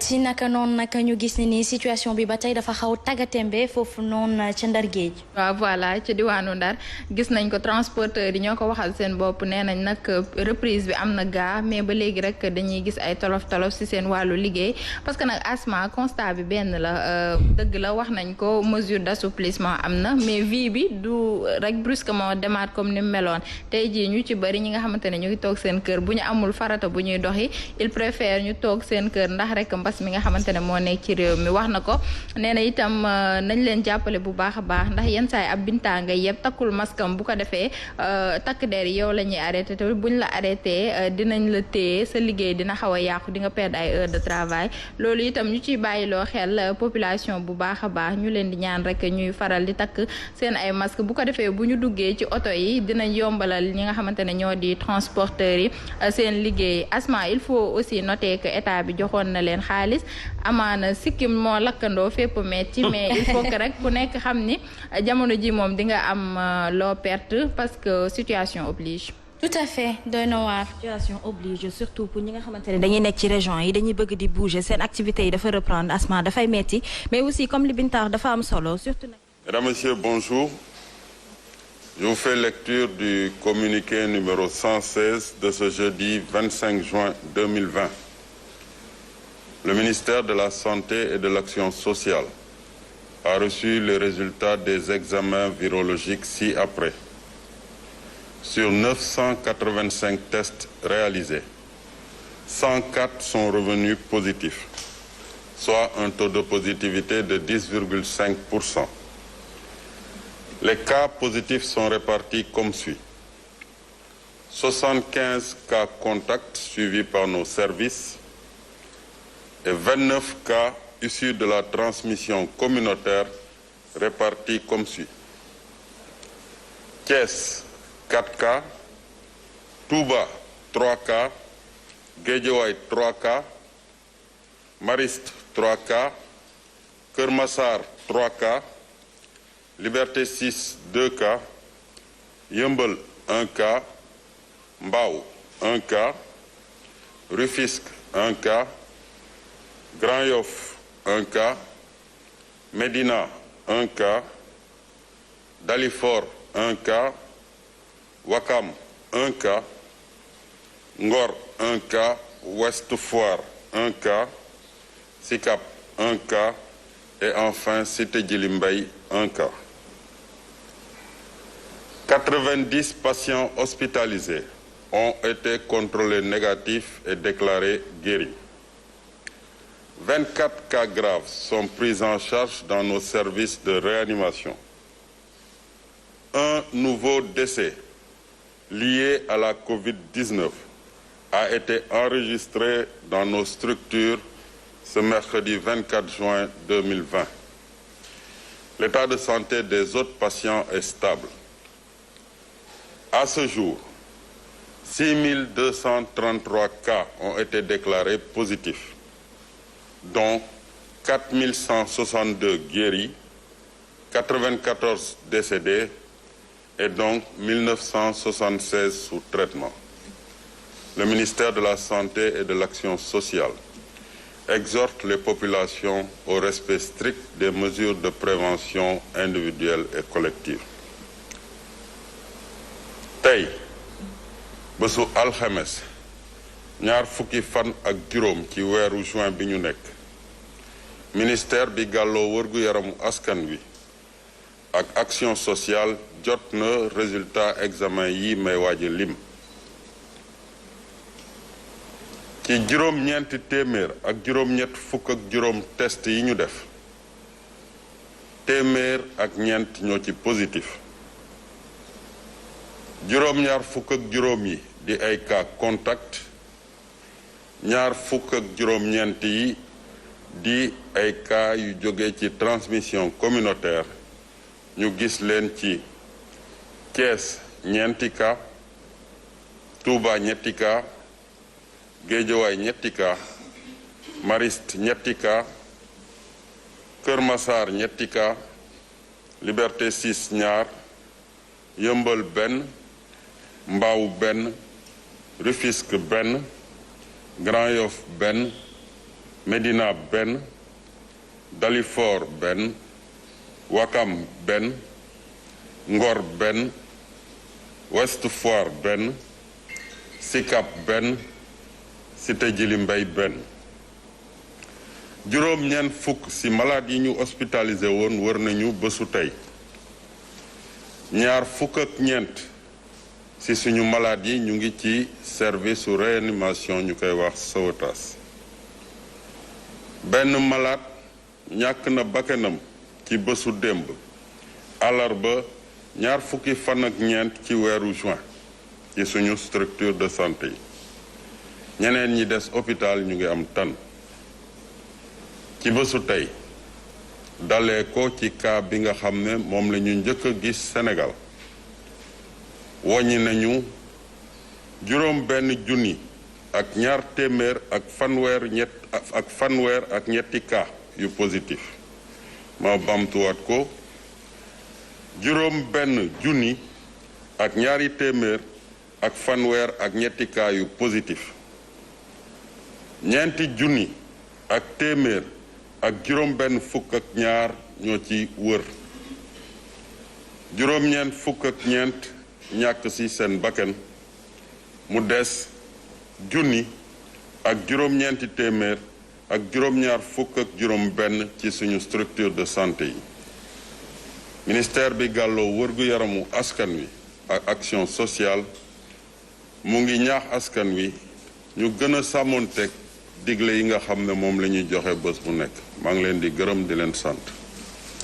ayja ñu koy jaajëfal baax docteur Aloyse Diouf moo defal point du jour nu mu koy defee fan yii yëpp saa su ne jaajëfal leen yéen yi nga xam ne yéen nekk rendez-vous bu 10h jotee ngir dara bañ leen a ump ci woppi Covid 19 gi le point du jour nii la ko tëralee lu toll kon si juróom-ñeent téeméer ak juróom-ñett fukk ak juróom maanaam 985 ci ay doomu aadama lañ jël defal leen testé bi ñu leen testé ba noppi nag ñu gis ne téeméer ak ñeent ñoo yokk ci limuk ñi nga xam ne ñoom ñoo am mbas mi si ñooñee nag juróom-ñeent fukk yeexi juróom yi 95 yi dañu di ay cas contact waaye ñaar fukk ak juróom-ñeent yi di ay cas communautaire ñu nemmeeku leen wala sax cas yooyu cas communautaire lañ ñu nemmeeku leen ci gox yu ci mel nii wala fukk ak juróom-ñeent kon ñooy cas communautaire yi Thiès am na ñeent Touba am na ñett Guédiawaye ñett Mariste ñett Kër Massar it ñetti cas communautaire lañ fa am Liberté 6 ñaar Yëmbal benn Mbao benn Tëngéej am na benn Grand Yoff benn Médina benn Dalifort am na benn Wakam am benn Ngor benn Ouest Foire am benn Sicap am benn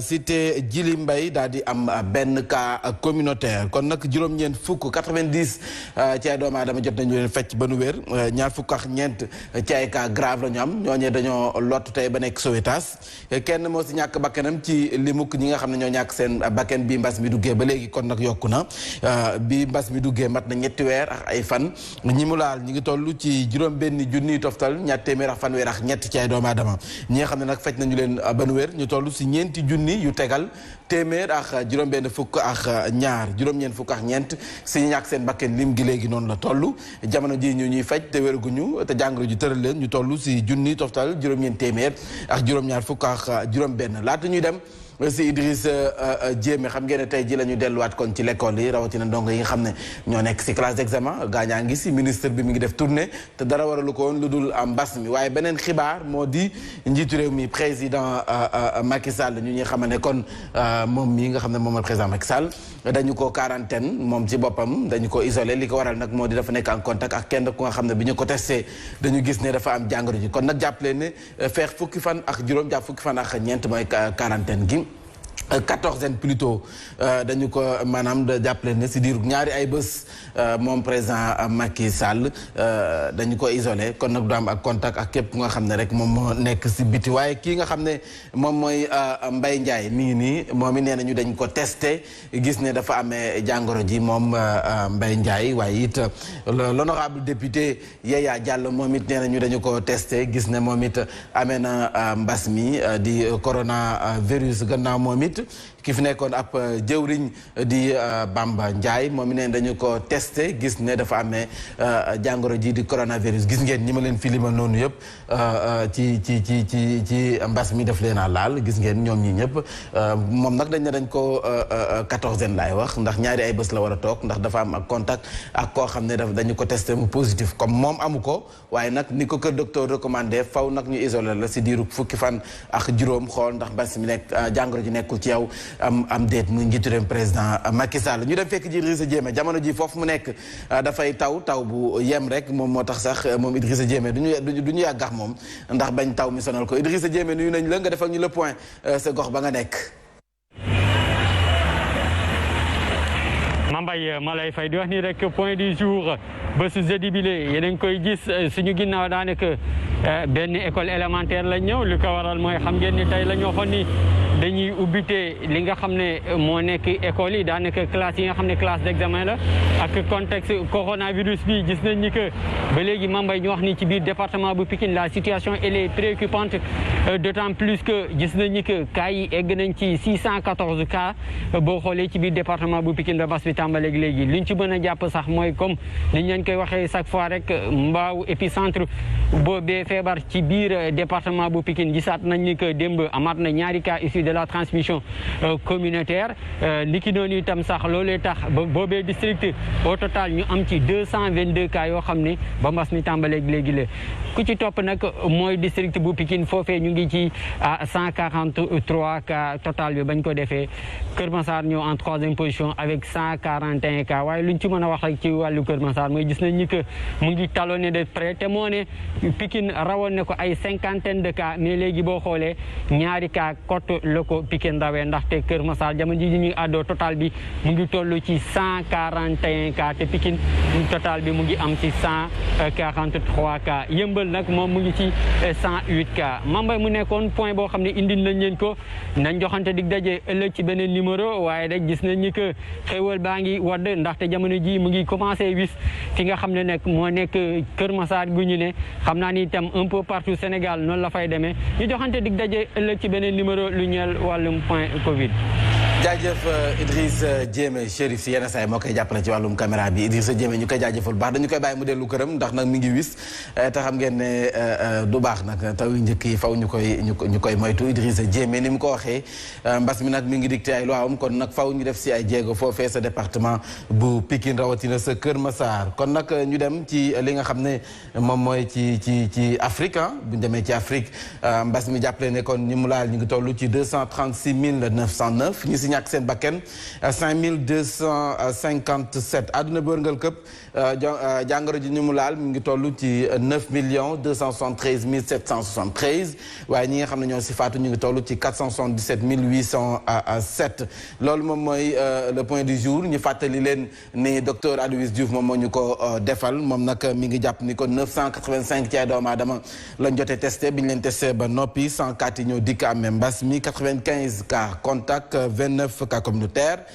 Thiès 4 Touba ñett Guédiawaye ñett waaye it Maris ñett Kër Massar ñett Liberté 6 2 Yëmbal benn Mbaaw benn Rufisque benn fi nga xam ne moom mooy Grand Yoff benn Médina ñu daal di am benn Dalifort benn Wakam benn Ngor benn Ouest Foire ñu am fa benn Sicap benn Cité Djily Mbaye foofu it benn cas communautaire la ñu fa am mu mel ni kon juróom-ñeent fukk jot nañu leen fecc ba nu wér ñaar fukk ak ñeent ci ay cas grave ñooñee dañoo lott ba nekk Sowétas kenn nag jot na see ñàkk bakkanam loolu nag neexul kenn buñ sañoon kenn du si ñàkk bakkanam waaye tey lim gi dafay daal di yokk kon nag bi mbas mi duggee Sénégal ak léegi ñetti weer ak lu teg ay fan juróom-benn junni toftal ñaar téeméer ak fanweer ak ñett ci ay doomu aadama la laal si ñooñee nag ñeenti junni yi ak téeméer ak juróom-benn fukk ak ñaar jot nañu leen faj ba nu wér juróom-ñeent fukk ak ñeent jot see ñàkk seen ak bakken ñi jàngoro ju tëral jamono ji ngi leen di faj te wéraguñu ñu toll si junni ak juróom-ñeent téeméer ak juróom-ñaar fukk ak juróom-benn mu nekk sous traitement jaajëfal leen bu baax ci teelu bi docteur Aloyse Diouf la ñu àndaloon tey ji si le point du jour rendez-vous bi ëllëg 10h ak waa ministère de la santé Asma. ma ji la jaajëfal bu baax a baax di dellu rek nuyu la dalal ak jàmm wax la ne faram fàcce gi tey gën na leerati waaye président Macky Sall tamit suñu président bu ko dara jot waay. non bu ko dara jot ndax moom mooy Sénégal. kon nag bu ñu ko isolé Sénégal la ñu isolé. waaw mais quarantaine bi comme testé nañ ko négatif quarantaine bi baax na ci sax ndaxte tubaab bi bañ ñoo gane si jamono ji nag ku nettal boppam. non noonu la sax xam nga booy digle càngaay day fekk nga daal di seet ba noppi moom nag ñoom ñooy digle képp ku nga xam ne da nga nekkoon ak contact si ak kenn ku nga xam ne am na jàngoro ji dañ lay isolé moom ci boppam moom moo njëkk nangu kon nag recommandation la respecté na ko ñu ko siy jaajëfal. waaw exemple na moom ci moom la war a jiitu ndax mu fekk baax wax fa dëgg yàlla am na solo loolu.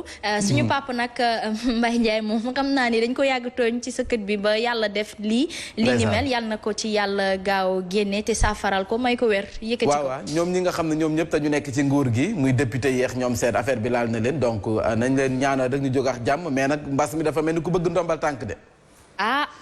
mbas mi dafa mel ni képp ku am ndombal tànk ci réew bi yeboo nga moytu. mbër la de mi ngi mel ni Pa Assane ak actualité bi. nañu moytu rek.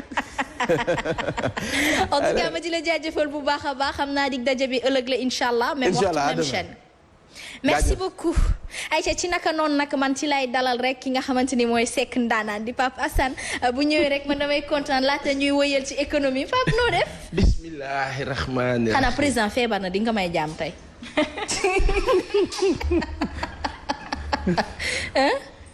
salaamaaleykum wa rahmatulah. waaleykum salaam. président jàmm rek lay am. jàmm rek lay am. loolu moom tey le président di xam ne ni ñun ñii moom la ñu àndal. président jàmm rek lay am yàlla bu ko dara jot. allahumma amiin yaa rabbi yàlla na ne si jàmm mook njabootam yépp. allahumma amiin ak ñi muy bokkal liggéey. di masawu assistant du ministre de l'intérieur. lu tiis la. li nga xamante ni moo ñàkk bakkanam démb. ndeysaan dëgg la major. ñu siy jàlle sunu ay am di jàmm ñoo xamante ni ci fële la woon ci Tëngéej di ko jàlle famille am bu baax ak la famille Boy bi nekk Rufisque. tout à fait. mais li si tiis mooy dañu wax ne dafa ñàkk waajuram bu góor. ci matin bi. moom mu daal di wàcc. donc moom wax nañu ne dem na sans yëg ne waajuram bi dem na. ndeysaan. parce que ki ma jokkal bi ma expliqué daf ma ne bi ñuy ci lim ma wax. bi ñuy ñoom di génn ci cimetière yi parce que dañ ko doon nëbb comme dafa takkoon waajuram lool. dañ ko doon nëbb bañ ko wax. donc ñoom ñu ne daal bi ñuy génn cimetière yi denc ba noppi dañ leen yëgal ne kee dem na. ma ne leen yëgoo nañu. ñoom ñaar yëgoo nañu. parce que bu fekkee ni waajuram bu góor dañ ñu wax ne la veille daf ko woo téléphone ne ko suba damay ñëw jël si la ñu daw yi. ndeysaan. ca yàlla. te waajuram boobu dem ñu wax ñu ne dara jotu ko woon kii tëddoon feebar. moo tax yàlla day def ay diggante. day def ay xarit. mu xat lool. ay xarit day am ñoo xam dañuy nekk xarit. léeg-léeg nga nit takk la. ñu naan kii mënul ba kii.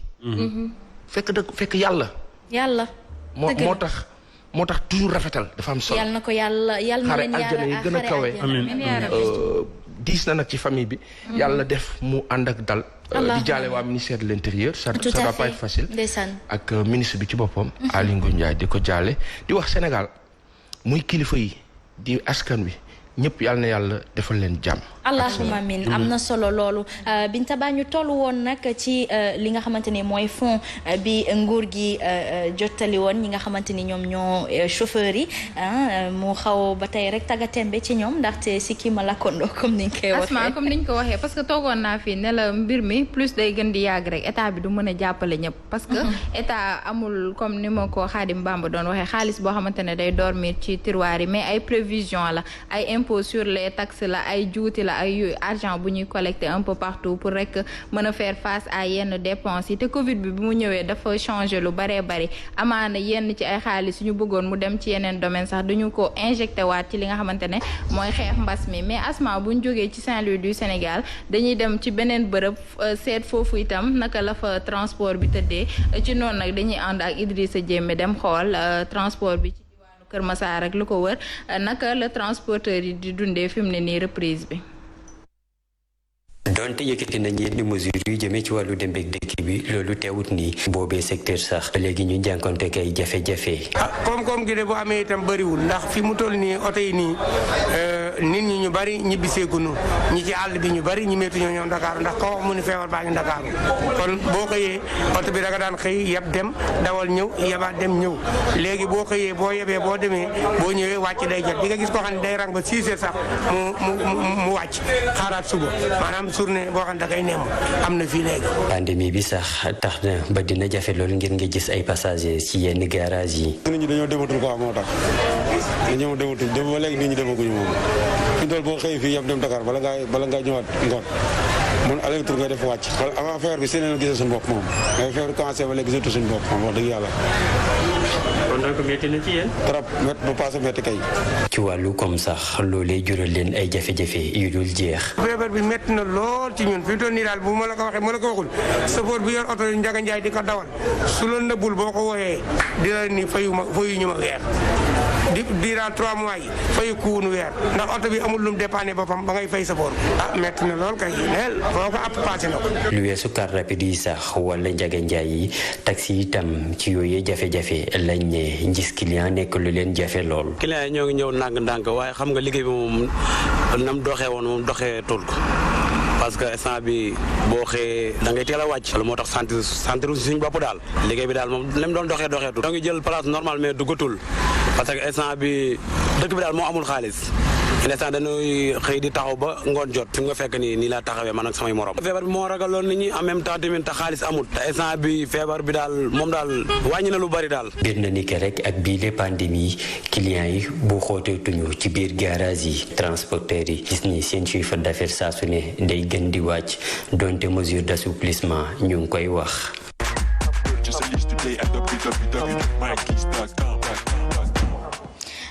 dëgg la wax na ko waaye ñoom it wax nañ ko ba tey rek mbir yaa ngi tagga tembe fépp.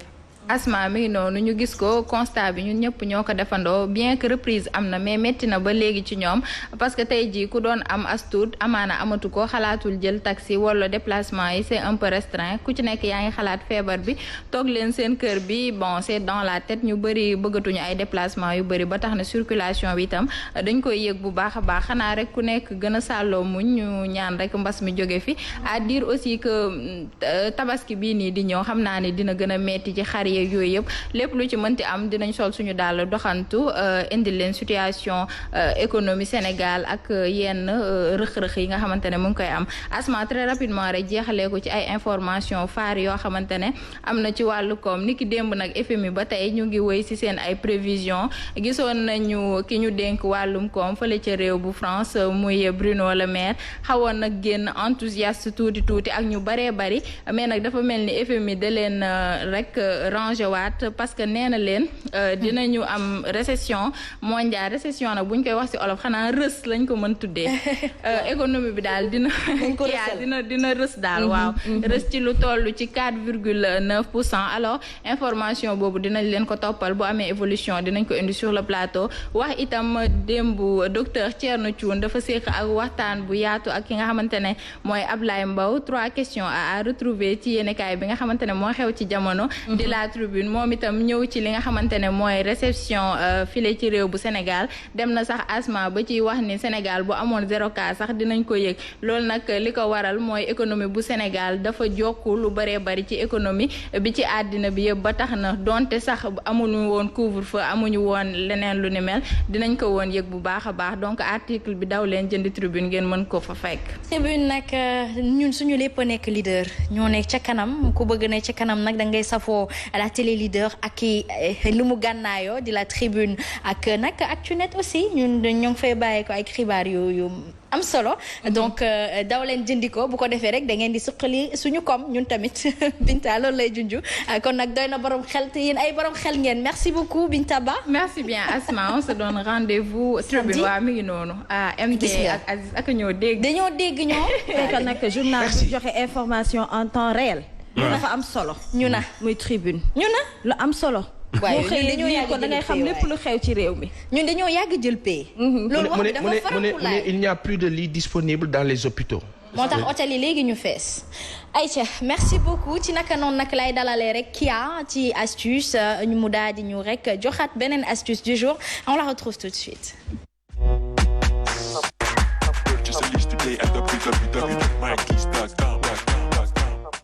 alors Kia ñu fas yéene waxtaanee bienfait wu coco noix wu coco. waaw bëri na coco.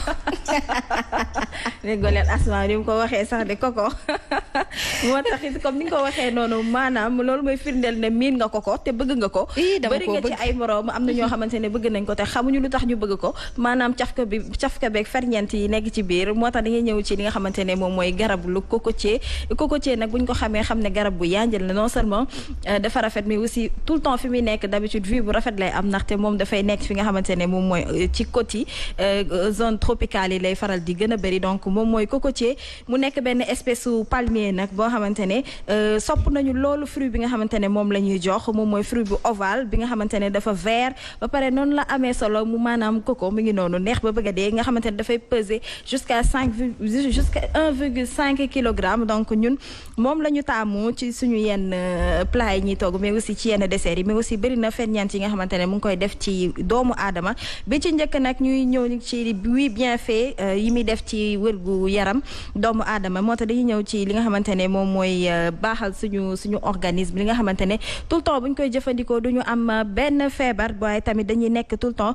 bokk na ci li facilité digestion booy faral di lekk coco bu ñu nee coco nag dafa am coco bu am ndox waaye tamit dafa am coco boo xamante ne dafa am ñam waaye am na boo xamante ne dafa mel ne laax boobu tamit am nañu ko bëgg dañuy dem xool forme coco bi nga xamante ne du lait de coco. voilà mi ngi noonu lait de coco mi ngi noonu neex ba bëgg a dee ñu bëri aussi fi ñu koy utiliser ndaxte bëri na ay produits cosmétiques yoo xamante ne dañ ko ciy def lu ci mel ne huile de coco ak yu ni mel mais aussi ci wàllu alimentation boo koy lekk nii waaye aussi nga def ko ci sa ay plat noonu la amee njëriñ bëri na li muy faj te xamuñu ko dafay faciliter li nga xamante ne moom mooy digestion boo lekkee lu bëri da leen faral di lekk coco wala ngeen di naan ndoxu coco jus de coco dafa am solo wala lait de coco mais aussi dafay diminuer li nga xamante ne moom mooy appétit pour ñi nga xam ne aussi dañuy am poids dañuy bëgg lekk tout le temps dañuy lekk tout le temps bu fekkente ne da nga am sa ndoxu coco dafay remplacer vitamines yi ngay retrouver ci lekk gi waaye tamit noonu lay oyofalee sa biir dafay tax doo gaaw a xiif dafay wàññi sa appétit bu baax a baax. bii nag mooy bagage bi ndoxum coco. Asma li ci nekk bëri. li ci nekk bëri. te neex am solo. xaaral ma ñëw ci li muy faj dafay faj li nga xamante ne moom mooy gueule de bois maanaam boo naanee ba fajar gi noonu nga ni ñuy wax nga laxal maanaam nga pour ñi nga xamante ne ñoom seen diine may nen leen ko dañuy naan ba dañuy laxal bu ñu xëyee seen bopp day metti gueule de bois nag lan moo ci aay muy ndoxu koko boo ko naanee da nga gis ne dafay wàññi li nga xamante ne moom mooy yëg-yëg bi nga doon am sa yaram daf koy wàññi bu baax a baax mais aussi li nga xamante ne moom mooy dafay soulager sa effort physique maanaam boo defee sport boo demee ci coach mu daal di lay yëngal sa yaram ba nga sonn boo demee da ngay naan ndoxu koko ndax dafay tax coono bi nga yëg sa yaram daf koy wàññi bu baax a baax mais aussi dafay équilibrer ñi nga xamante ne moom mooy taux de sucre pour mag ñi ak xale yi nga xamante ne tout le temps dañuy diabétique wala dañuy am ay traces si ñu diabète donc ñooñu nañ si bàyyi xel di leen faral di lekk koko wala ngeen di naan ndoxu koko parce que dafa am solo li muy def ci yaram ndaxte suukar bu bëri baaxul ci xale baaxul ci mag te ñun tout le temps li ñuy consommer dafay sucré à 100% nañ koy wàññi bu baax a baax di naan ndoxu koko mais aussi li nga xamante ne am na ko maanaam fer mooy ñi nga xamante ne dañuy anémie dañuy manqué deret tout le temps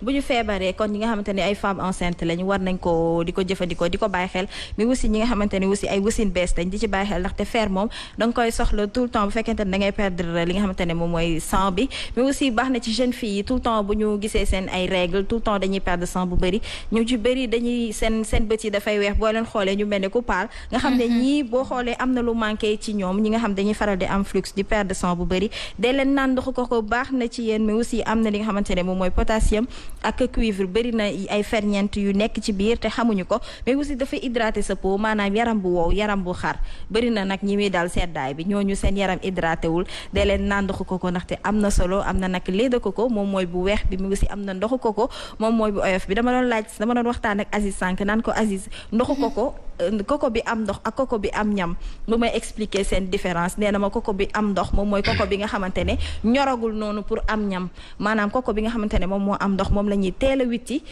par rapport ak beneen bi nga xamante ne moom mooy am ñam noonu ci biir donc moo tax boo xoolee bi am ñam d'habitude du am ndox donc am na ñoo xamante ne bu ñuy dem dañuy préféré boo demee ci corniche bi noonu boo rombee da ngay gis borom pousse-pousse suñu mbokku pël yi ñoom dañ koy jaay ndax xam nañ lan moo nekk ci biir barke bi ci nekk dafa am solo mais aussi am na ci ñi koy utiliser si seen ay plats si seen ay dessert tout le temps seen kër di ci defar ay gâteau pour xale yeeg yooyu di ci defaral monsieur yu baax muy lekk nag di kontaan def ci baax monsieur bu ngeen ko sonalee ba mu sonn ndaxte xam ne ne góor ñi dañuy sonn dañuy daw dépense ba sonn buñ ñëwee ci kër gi ngeen bëgg leen a sonal tamit dafay metti ñoom dañuy gànnaayoo ndoxu koko borom kër yi ay ndoxu koko de leen jox borom kër yi ndoxu koko ñuy naan ndax ñuy wàccee seen coono dañuy sonn tout le temps waaw mu baax na ci yaram bi metti gi yu ni mel mais aussi pour aspect esthétique bi côté bi nga xamante ne moom mooy wàllum décoration ak yeneen yu ni mel Asma sa kër comme ni ngeen ko gisee noonu am nañ ci bëri boo demee ci yenn dëkk yi ñoom dañuy faral di ko tresser donc feuille cocotier bi la ñuy jël di ko def ci ay décoration yu rafet di ko defar ni mu mel ne genre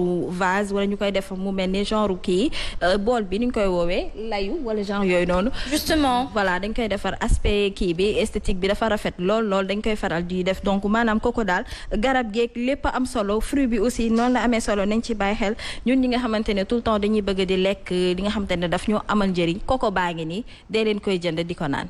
En tout cas am na solo Paasan bu ñu paree tey ñu doxantu corniche ba nga jëndal ma ndoxu koko. incha allah. am na solo bu baax a baax Kia mais daf may fàttali bu ma demee Touba wala ma dem Tivaouane bu may jënd à chaque fois damay ut ku ma àndal ne ko xoolal ma ban moo am ndox de ce fait bu yëkkatee premier réflexe bi mu am mooy day yëngal ne ma bii parce que man du may xam damay bëgg bu am ndox bi mais du ma mën distinguer day yëngal ne ma waa bii am na ndox wala bii donc voilà am na si ñoo xamante ne ay expert lañ ba pare am na sax fu buy am ndox dogguma la ñaar yu am ndox boo bëggee xam bu ci gën a nooy kii liñ ci yàpp bi ci nekk liñ ciy lekk chair bi da ngay yëngalu day xaw diis booba gën a nooy beneen kokologa noonu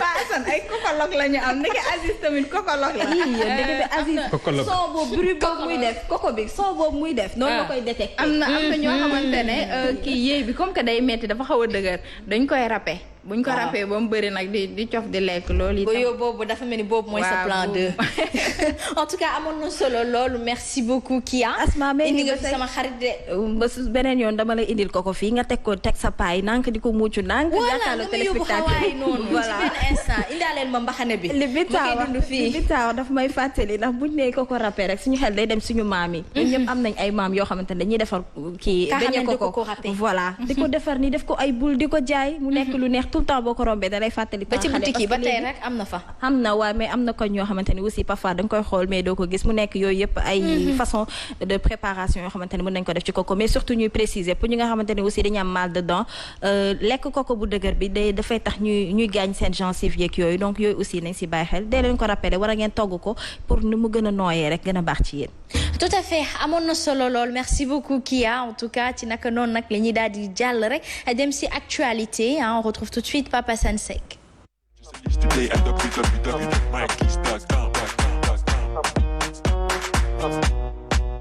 Papa Sansek ñu fas yéene tàmbale actualité bi ak li nga xamante ni moo xew ci bërëbum jaayukatum yére bi am na bu nekk Ngor unu ñoom dañ fa amaloon benn cas Covid 19 ñu mettre ko en quarantaine tëj bërëb ba bi nga xamante ni moo nekk fële ca Ngor waaye nag dafa mel ni dañuy jël ñi nga xamante ni ñoo fa doon liggéey tuxal leen ci bi nekk Liberté 6 alors c'est mettre en danger est-ce qu'ils sont conscients de la présence du Covid 19 du virus. doon nañ ko tuumal ay quelques entreprises. tout à fait yu nekk fii Sénégal yoo xamante ni dañuy am cas nëbbu ko. parce que ni ñu présenté feebar bi la ni ñu ko chaque fois ñu wax ko communication bi départ li moo jaxase affaire yi heureusement yàlla bari na sutura ba nga xamante ni nous sommes à 65% de guéris. Donc 65% de guéris ça veut dire énormément de choses. dafa sax jaaxal tubaab yi daf leen jommal. parce que nos médecins ici ont compris et Sénégal ñun bu ñuy wax dañuy fàtte ni Sénégal yàlla dafay def barke. ñi ne Sénégal dañoo am xam-xam. ñi ne ci médecine ñi nekk maanaam sénégalais yàlla daf leen def dañoo xarañ. gis nga sénégalais gis nga ba ci ki ci mbedd mi koo ci laal xam na loo xamante ni defar na àdduna. mais maanaam environnement bi muy nekk ak ñay jiite environnement bi ñooy cat bi. mooy suñu cat ñun. nan nga mën a amee cas ci bërëb ñëw nekkoon en contact demoo leen yóbbu ñu làqatu nga ñëw jël ñooñu indi leen ci beneen bërëb bu ñu continuer di liggéey su demee exactement comme ni ñu ko rapporté. C'est extrêmement grave. Donc uno nag je pense à notre ami Sidi Samb le chanteur moom c'est mën naa ne moo fi indi uno mën naa ko waxee noonu donc Sidi Samb c'est aussi un homme d'affaires boo xamante ni dafay liggéey ak espagnol yi lu bare donc moom c'est quelqu'un qui investit aussi donc bu fekkee ni ñu ko waxee noonu la amee Sidi bàyyi ci xel ñu taxaw ci parce que loolu du yoon.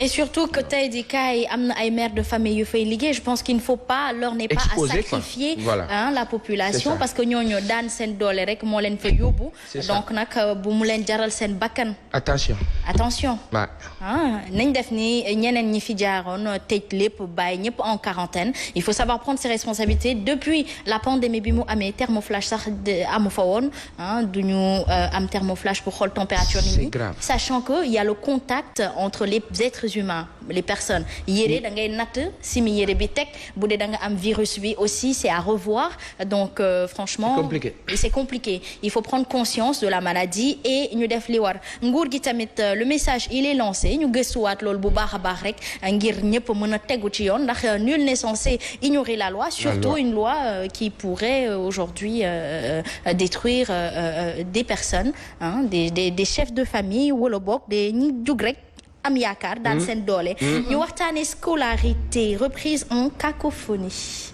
tey la ñu waroon a tàmbali nañ jànguñu 64 écoles yoo xamante ni mënuñu dem l'observateur de moo ñu xaaral ma génn ko sax MDL génn xaaral ma génn ko bala ñu naan samay wax la l'observateur moo ñu wax ne xaaral may leen ma tuuti dama ne wax bu ne day am seede xam nga ñëw na l'observateur a le pouvoir de création de monstre MD yàlla nga gudd fan Aziz cadeau après révélation sur la quarantaine de Macky Sall bon loolu xoolal une rentrée déjà infectée 56 écoles 36 wala 56 écoles mu nga ne la ca kaw hors course et sans eau 45 écoles sans eau Louga lële Kolda la fële Bignona la enseignant testé positif démb fële ca Bignona da nga wax bi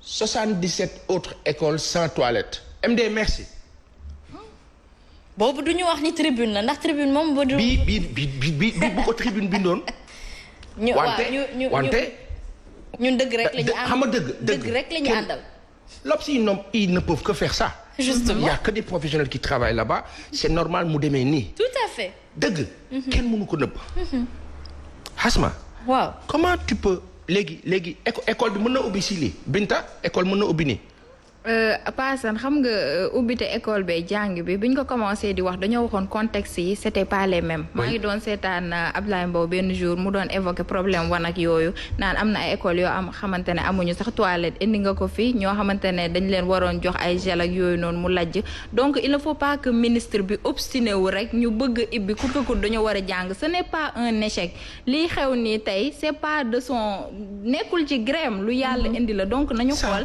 naka lañ ko le fait que que xale yi jàngiwuñu c'est pas un échec pour le ministre il faut que loolu mu xam ko bu ko defee ñu xool bu conditions yi réunir paasan nga baal ma rek maa ngi ciy xuus mais dafa ay journaliste lañ boo ñu cuqee ci lu mel nii rek ñun dañuy tararari amuñu si sago donc voilà ci loolu rek il ne faut pas que lenn boo koy def da ngay xool contexte bi xool parce que man à chaque fois damay traiter ay communiqués yoo xamante ni dañuy jógee ci les acteurs les concernés directement dañuy wax ni loolu c'est pas possible te dañ koy teg ci lu leer ba ci li nga xamante ne dañuy yóbbu les classes d'examen à l'école bàyyi les classes intermédiaires pare que am na benn je sais pas benn règlement bu ñu expliquer boo xamante ne nee nañ doxul ci équiter les élèves donc loolu yëpp nañ ko revoir avec les parties prenantes ñu toog waxtaan pour le bienfait de nos enfants. Après Papa San, est-ce que ce n'est pas la dette à l'UNESCO bi ñuy nara parce que beaucoup de pays d'Afrique aujourd'hui la subvention de l'UNESCO mooy tax ñu bëgg coûte que coûte tijjiwaat école yi pour ne pas perdre cette année et rembourser peut-être. Ça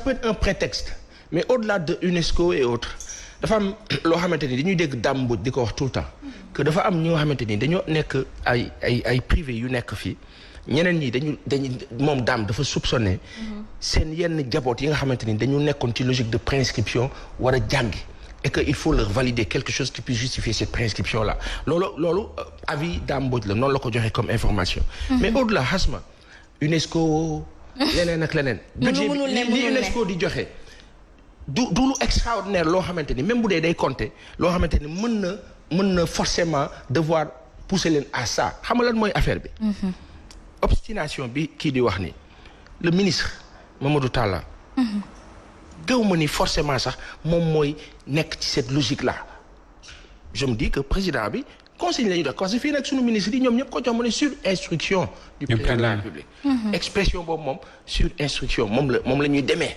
et par gëw ma ni ministre bi peut-être mën na am foo xamante ni dinañ joxe seeni avis et tout mais gëw ma ni forcément c'est lui qui force quand il le fait ainsi c'est parce que le président le veut ainsi léegi lan moo tax forcément ñu war a jàngi léegi lii nii tey nan lañ koy lijjante démb dañoo wax Seydou Nourou Tall amul ndox mais ci journée bi ñu lijjanti nañ ba génnee information ba woo nit ñi ba woo télé yi ne leen ñu ngi koy defar ñu ngi koy lijjanti ba xam naa certainement avec l'inspectrice d'académie certainement ndox mi dina ñëw tey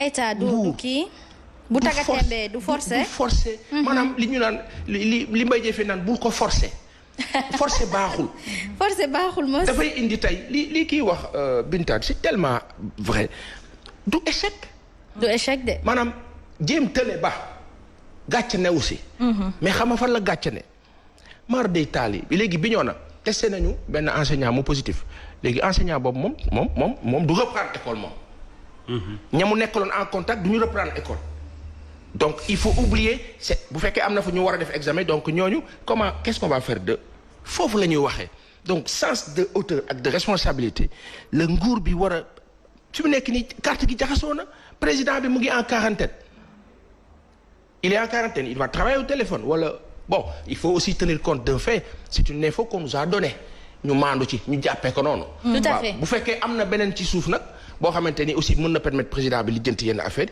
na ko lijjanti pour le moment ba tey rek ci quarantaine président bi justement pour le moment bu fekkoon ne par exemple tey dañu ne président bi mënul dem wala mënatul le président de la République du Sénégal s'appellerait Moustapha Niasse sunu papa boobu nga xamante ni gëj nañ ko gis yàgg na fan yee génne woon na communiqué nga jot mais léegi président de la République du Sénégal mu ngi en quarantaine ñenn ñi tuddee ko quatorzaine mos yàlla bu ko dara jot allahumma amiin wante bi ma lire info bi dama kontaan téléspectateurs yi xam naa dinañ jaal dama bëgg xam nga lu tax ma bëgg waaw na Sénégal yëpp xam ne ñun ñëpp tey Sénégal les populations du Sénégal ñun ñoo mën a ubbi buntu la libération honnête du continent africain gis nga France lu tax du bàyyi Sénégal ñu ñooy buntu yëpp di parce que France dafa xam ni Sénégal dañoo comprendre dañoo yàgg ak ñoom ñii moom dañoo comprendre ñii moom dañoo yàgg ak ñoom tee leen fii parce qu'ils ont trop compris wante diggéen nu ba waaw ñoo xasma bi ñu nee président bi dafa nekk quarantaine. Rokhaya, tu l'écoutes religieusement. Ah, et même oui. fasciné de. Ah oui. biñ ne président dafa nekk en quarantaine toi aussi tu animes bien macha allah. Merci. biñ ne président dafa nekk en quarantaine lan moo xew ñu ne Macron annulé na visitam bi mu waroon def si. gis ngeen tubaab bi ñoom bu ñu xamee ni problème am na fii rek dañ ñuy daw. man loolu ma ci gën a metti Pape Assane Seck. waa léegi na ko annulé kay na toogaale foofu. waa léegi la question mooy Sénégal fii ñi yëgoon ne Macron daf fi ñëw barewul de. bëriwul kenn yëgu ko maa ngi koy ci yow. République française seen président bu daan ñëw Sénégal événement la. événement la mos. ñu laal mbedd mi. waaw laal affaire yi. lan la Emmanuel Macron di def Sénégal en pleine pandémie. waa. doy na war. après le prétexte donné mooy G5 du Sahel. dañu war a rencontré wu yow Afrique yëpp corona Europe yëpp corona ñëpp corona affaire bi compliqué nga ne da ngay ñëw di lijjanti terrorisme yow. terrorisme kay daa noppaleku ndax jamono dina kenn déggatu ko. jamono ji kenn déggatul mbirum terrorisme. wante xasma yàlla. le pyromane. revient toujours sur son lieu de crime. waaw. il faut toujours muy ñëw di gëstu di lijjanti li mu taaloon nan la demee dina ñëw jàppale gars yi yor siwo di sotti. te ñoo ngi koy gis ci benn parlement dinaa la indil vidéo bi. oui ñu wax ko li taga tembe ci réewam te fajugu ko mu bëgg ñëw seet si ñu pour la. dina yor pompe sotti ndox ak leneen xasma. lu tax Emmanuel Macron bëgg a ñëw Sénégal. fi mu ne nii nag seen service yeeg seen agent yeeg ñoom ñëpp ñu ngi ne tekk di déglu. waaw. waaye di ngeen xam ne allahu rabbana moo leen sàkk moo nu sàkk. te allahu moo ne. boo ma gëmee man yàlla. ragal ma man kott yàlla. ma yiir la. yéen da ngeen foog ne yéen a moom àdduna bi ruube àdduna bi jaxase fépp. jaxase ñoom ñoo jaxase ci guerre mondiale bi ñoo jaxase fépp taxaw rek pour exister d'accord mën ngeen exister te sénégalais yi nga xamante ni da ngeen am nationalité française bàyyi leen bu ñuy wax ci république française ngeen di ci am jafe-jafe du ngeen ay tubaab. ay sénégalais ngeen ay africain ngeen kayit ngeen yore. et origine. loolu bàyyi leen ci xel. parce que àdduna du yàgg ba tubaab bi nangul leen loolu. la preuve bi tubaab bi ñu ñi nga xamante ni ñooy def marche. jógee dem fële ca di marche di dal statue Voltaire ak ñeneen ak ñeneen. waaw yenn tubaab bi daf leen metti. mooy que kon racisme du fi jóge. du fi mës a jógee ci tënk ma wax la rek ne la xasma li waa ji di fi ñëwee ñu ne ñu dafay ñëw visiter ci Institut Pasteur luy yoonam ci Institut Pasteur fii même bu dee ñoom bokk nañ ci beneen bi ñenn ñi ne baadu vaccin bi lay lijjanti si. te nee nañu sax bokk na léegi ku boy ñaani visa bokk na sa bilan. ci li ñu wax waaye te ñoom nee nañu loolu amul weddi nañ ko. ci kaw waaw mais ñenn ñi ne baadu loolu ko fii nii ñeneen ñi ne. comme Sénégal ak Mauritanie dañoo bokk gaz ak pétrole li ko fii indi daanaka loolu la loolu nag dañu siy lijjanti gëstu boo xamante ni àggagul damay def 3 points de suspension wante na Sénégalais yëpp xam ne président Macky Sall quarantaine am bii alhamdulilah rabbil alamin Macron du ñëwagum donc am nañ temps lijjanti léegi ñun ñëpp Sénégal population yi nañ xam ne waxuma nekk ci ginnaaw président Macky Sall de nañ nekk ci wetam nii bu ñu waree génn sax ci mbedd mi ne non à la visite de Macron. waaw nañu ko def. waaw parce que fàttali nañu waa Frapp France dégage. président Macky Sall dafa sonn. sonn na wit. nañu ko dimbali. buñ ko doolee rek. taxaw si wetam. waaw bu dëgg. président on est avec toi. taxaw si on est avec toi mais nag nga wax waa police ak yooyu yi ñuy def gàddaay rafetul. merci beaucoup ñu taxaw ci wetam. waaw merci beaucoup wax Macron bu mu fi ñëw. bu mu fi ñëw bu ñu soxla ñu ko ñun ñëpp a jaaxle na ku nekk des réewam. merci beaucoup. bravo à Fassane waaw c'est un cri du cœur. c'est un cri du cœur en tout cas lii ñaaw na torop te lii moomuñu ko. teraanga la Sénégal. da nga wax président bi mu delloo 30 hectares yi mu jox caisse de consignation ak dépôt. boobu dama ci xuus ak yow suba teel. waaw na ko delloo parce que aéroport bi. Dakar Yoff. président bu fi ñëwaat. di nga ko lijjanti ba mu ñëwaat. mi ngi noonu nag ci naka noonu Kia merci beaucoup ça a été un immense plaisir. parce que dictionnaire la yor. ci mu war a génn.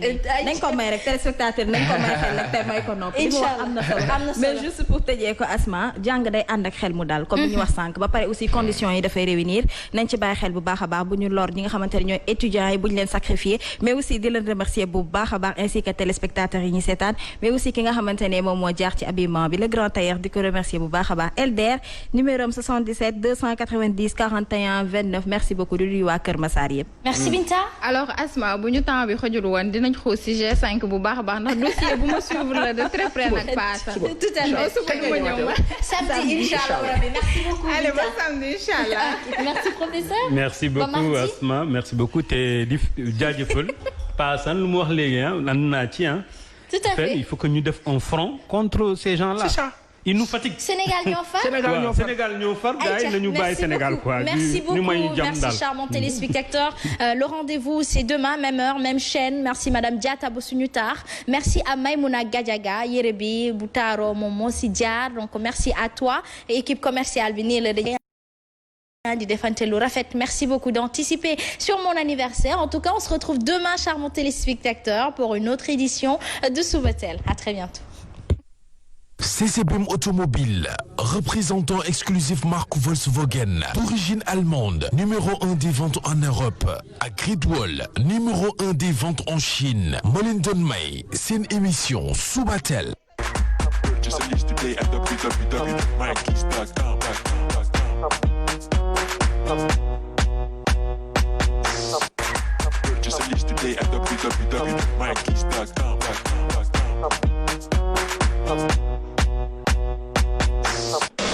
Faites confiance à